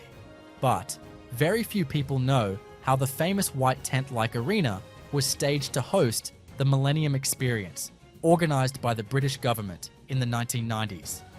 The dome is located on the tip of the Greenwich Peninsula in southeast London, where no eye can mistake the enormous white tent spread over 170 acres of land. Its location is what makes it special, with the prime meridian passing the western edge of the dome and the London Underground North Greenwich Station making up for the public transportation needs of the people. The Millennium Dome is the 9th largest building in the world as of 2022. With a marquee-like design covering the inside of the building, the structure has over 12 100-meter-high supporting towers that hold it up. The towers are unique in their design, as each one represents a month of the year or 1 hour of the clock face, typically reflecting the Greenwich Mean Time roll. Looking from the top, one can only spot a giant circular structure with soft edges and the towers erected. The dome has a diameter of exactly 365 meters, which is remarkable considering the accurate representation of the number of days in a year. The vast area and girth of the White Dome make it fairly visible on maps and satellite views of England, which is something every Southeast Londoner must have bragged about at least once in their life. The original intention of building the vast structure was to kick off the third millennium in style by the British government. But the expected volume of the crowd couldn't be reached in the slightest, as very few people turned up for the countless programs. The exhibition only managed to squeeze out less than 6 million people, far from the target of 12 million. There were several miscalculations by Jennifer Page, the CEO of the New Millennium Experience Company. These miscalculations also included lucrative amounts of money being handed out to organizers without any proper cash outflow management. In light of the tremendous differences in expenses, Page was sacked only 1 month after the dome's opening, after which the dome was taken under the Labour Party's wing by its leader and then UK Prime Minister Tony Blair. The major problem that destabilised the dome's financial management was the absence of most of the expected visitors. Fewer than 10 million visitors paid a visit to the dome, massively destabilising the project's finances and making it one of the most expensive gambles the UK government made, which was not worth it. Next, we have a fully capable nuclear power plant developed by the Philippines that was supposed to step into nuclear energy production. However, the Philippines couldn't achieve its dreams of becoming a nuclear-powered country as the plant was left unfunctional. The 1970s were the most common period for nations to enter nuclear energy production. Among those nations, the Philippines also announced its first nuclear power plant in 1973, which was originally meant to cater to the country's power generation needs. Construction of the power plant started on the Bataan Peninsula, an isolated spot along the coast 100 kilometers west of Manila, Philippines. The plant's area was a 3.57 square kilometer government reservation at Napot Point in Barangay Nagbalayong, Morong, Bataan. The project kicked off 15 years prior to construction, with the creation of the Philippine nuclear program under the Philippine Atomic Energy Commission. In 1973, the martial law administrator and President Ferdinand Marcos announced the start of construction, after which a presidential committee was formed to monitor the progress of the plant. Little did the Philippines know that their initiative would be completed but rendered useless a few years later because of a global crisis. The construction proposals were also a tough step. The two proposals presented at the presidential committee's meeting sparked a controversial debate on whom to pick as the construction contractors between General Electric and Westinghouse Electric. On one hand, General Electric presented a detailed and elaborate project proposal demanding a $700 million budget, whereas Westinghouse Electric demanded a $500 million budget. However, their proposal remained void of any details or specifications regarding their methodology. So, the committee faced a quality versus price dilemma. After much consideration, the committee proposed General Electric for the job, but Marcos himself overruled their recommendation and the project was handed over to Westinghouse Electric. The construction proceeded at a slow pace, with many faults and incidents midway through the construction, resulting in a spike in investments of up to $1.2 billion, primarily due to the lack of planning and control by Westinghouse Electric. The road to completion was an extreme burden for the Philippine economy, where the power plant construction accounted for around 10% of the government's debt. The plant's construction faced a halt when the United States suffered from the 3 Mile Island accident in 1979. Following the incident, the Bataan nuclear power plant was also stopped midway to check for safety measures and ensure that everything was up to the safety mark, which disclosed over 4,000 defects within the power plant. This was a huge question mark over the $1.2 billion spent by Westinghouse Electric. After 11 years of slow construction, the plant nearly reached completion with a production capability of 621 megawatts of electricity. But the 1986 Chernobyl accident in Ukraine shook the world about how deadly a faulty nuclear plant's aftermath can be. After that, a swift decision overtook all nations working on nuclear power plants to halt their constructions. The Philippines suffered a massive $2.3 billion debt because of the Bataan nuclear power plant, which was repaid in pieces until 2007, almost 30 years after the plant's construction initiative. This makes the Bataan nuclear power plant one of the biggest energy projects in the world that went down the drain without returning anything of use. Next on our list is a whole set of islands created in an attempt by Dubai to depict the world in a cluster of privately owned islands known as the World Islands. The islands are just a couple of kilometers away from one of the world's most luxurious estate spots and a similar location, but they failed to garner as much attention, resulting in a waste of a ton of money. Dubai is home to the world's most famous artificial archipelago, Palm Jumeirah, but there is also another set of much greater and much more hefty priced islands that have yet to create the hype worth their investments, the World Islands. The World Islands are just a few kilometers away from the Jumeirah archipelago. The plan was initiated in 2003, aiming to include over 300 islands. For the island formation, boatloads of sand were dredged from the shallow coastal areas of Dubai and poured onto the planned locations, forming mounds of sand shaped like islands. The archipelago's name, the World, carried a strong meaning behind it, as the clustered islands were supposed to resemble the world map. The World Islands were primarily meant to be sold to private contractors and dealers. Sure enough, within 5 years of their construction, almost 60% of the islands were sold to private contractors. However, the remaining parts of the islands have not been developed into a proper shape until now. The construction of the islands faced a temporary halt when the country faced a financial crisis in 2009. The archipelago is scattered across a total area of 6 by 9 kilometers, which has a shoreline of around 232 kilometers, shielding the islands from sea waves.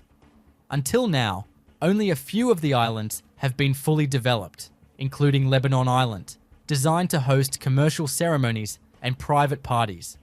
Aside from Lebanon Island, the North American continent has also been partially developed and is planned to be constructed into a set of resorts.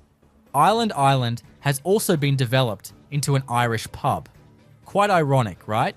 Despite 60% of the territory being sold to private investors, a major part of the archipelago has still not been handed over to a bidder, and the construction and further development have also ceased.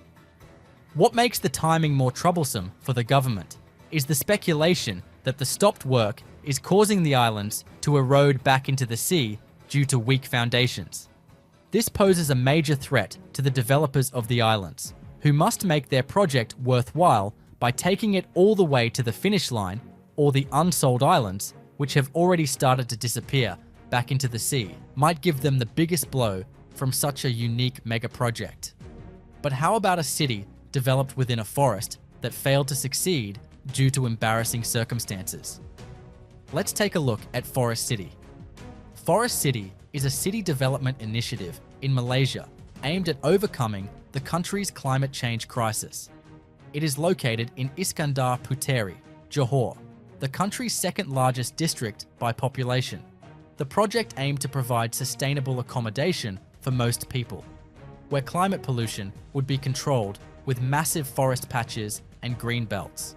Malaysian Prime Minister Najib Razak primarily officiated Forest City in 2016, while the Sultan of Johor also approved the decision. Although the Malaysian government started the project, it was primarily targeted at providing accommodation for high-class Chinese citizens, which also garnered a lot of controversy among the people. China heavily invested in this project, dumping billions of dollars into it. In fact, the Chinese were so dominant in the developed city that even the street signs were in Mandarin, and the schools opening in Forest City taught Mandarin to children. That totally sounds like some form of colonialism, right? Well, that's what most analysts thought when they burst out about the sudden increase in China's hold over Malaysian territory. Regardless of the complaints, the project kept attracting Chinese buyers who wanted to purchase real estate overseas. And what property is better than a coastal seafront property with all the luxurious amenities available? The influx of Chinese buyers remained strong until Chinese President Xi Jinping implemented currency control techniques, forcing the Chinese to hold back from buying real estate property abroad. With the Chinese buyers cut off and the Malaysian people disgruntled with the initial display of greed by the authorities, Forest City was soon left without anyone willing to buy property. During the pandemic, the project's sales dropped to an extremely low point, being branded a ghost town afterward. Aside from these reasons, the project was also criticized for destroying the natural habitat of wildlife due to deforestation to build property inside the reclaimed land. But what about a useless highway with the highest cost per mile of any road in the United States? For that, we have to travel to Hawaii. When we think of Hawaii, we envision refreshing, lush green landscapes, traditional beaches rich with culture, and the perfect vacation spot.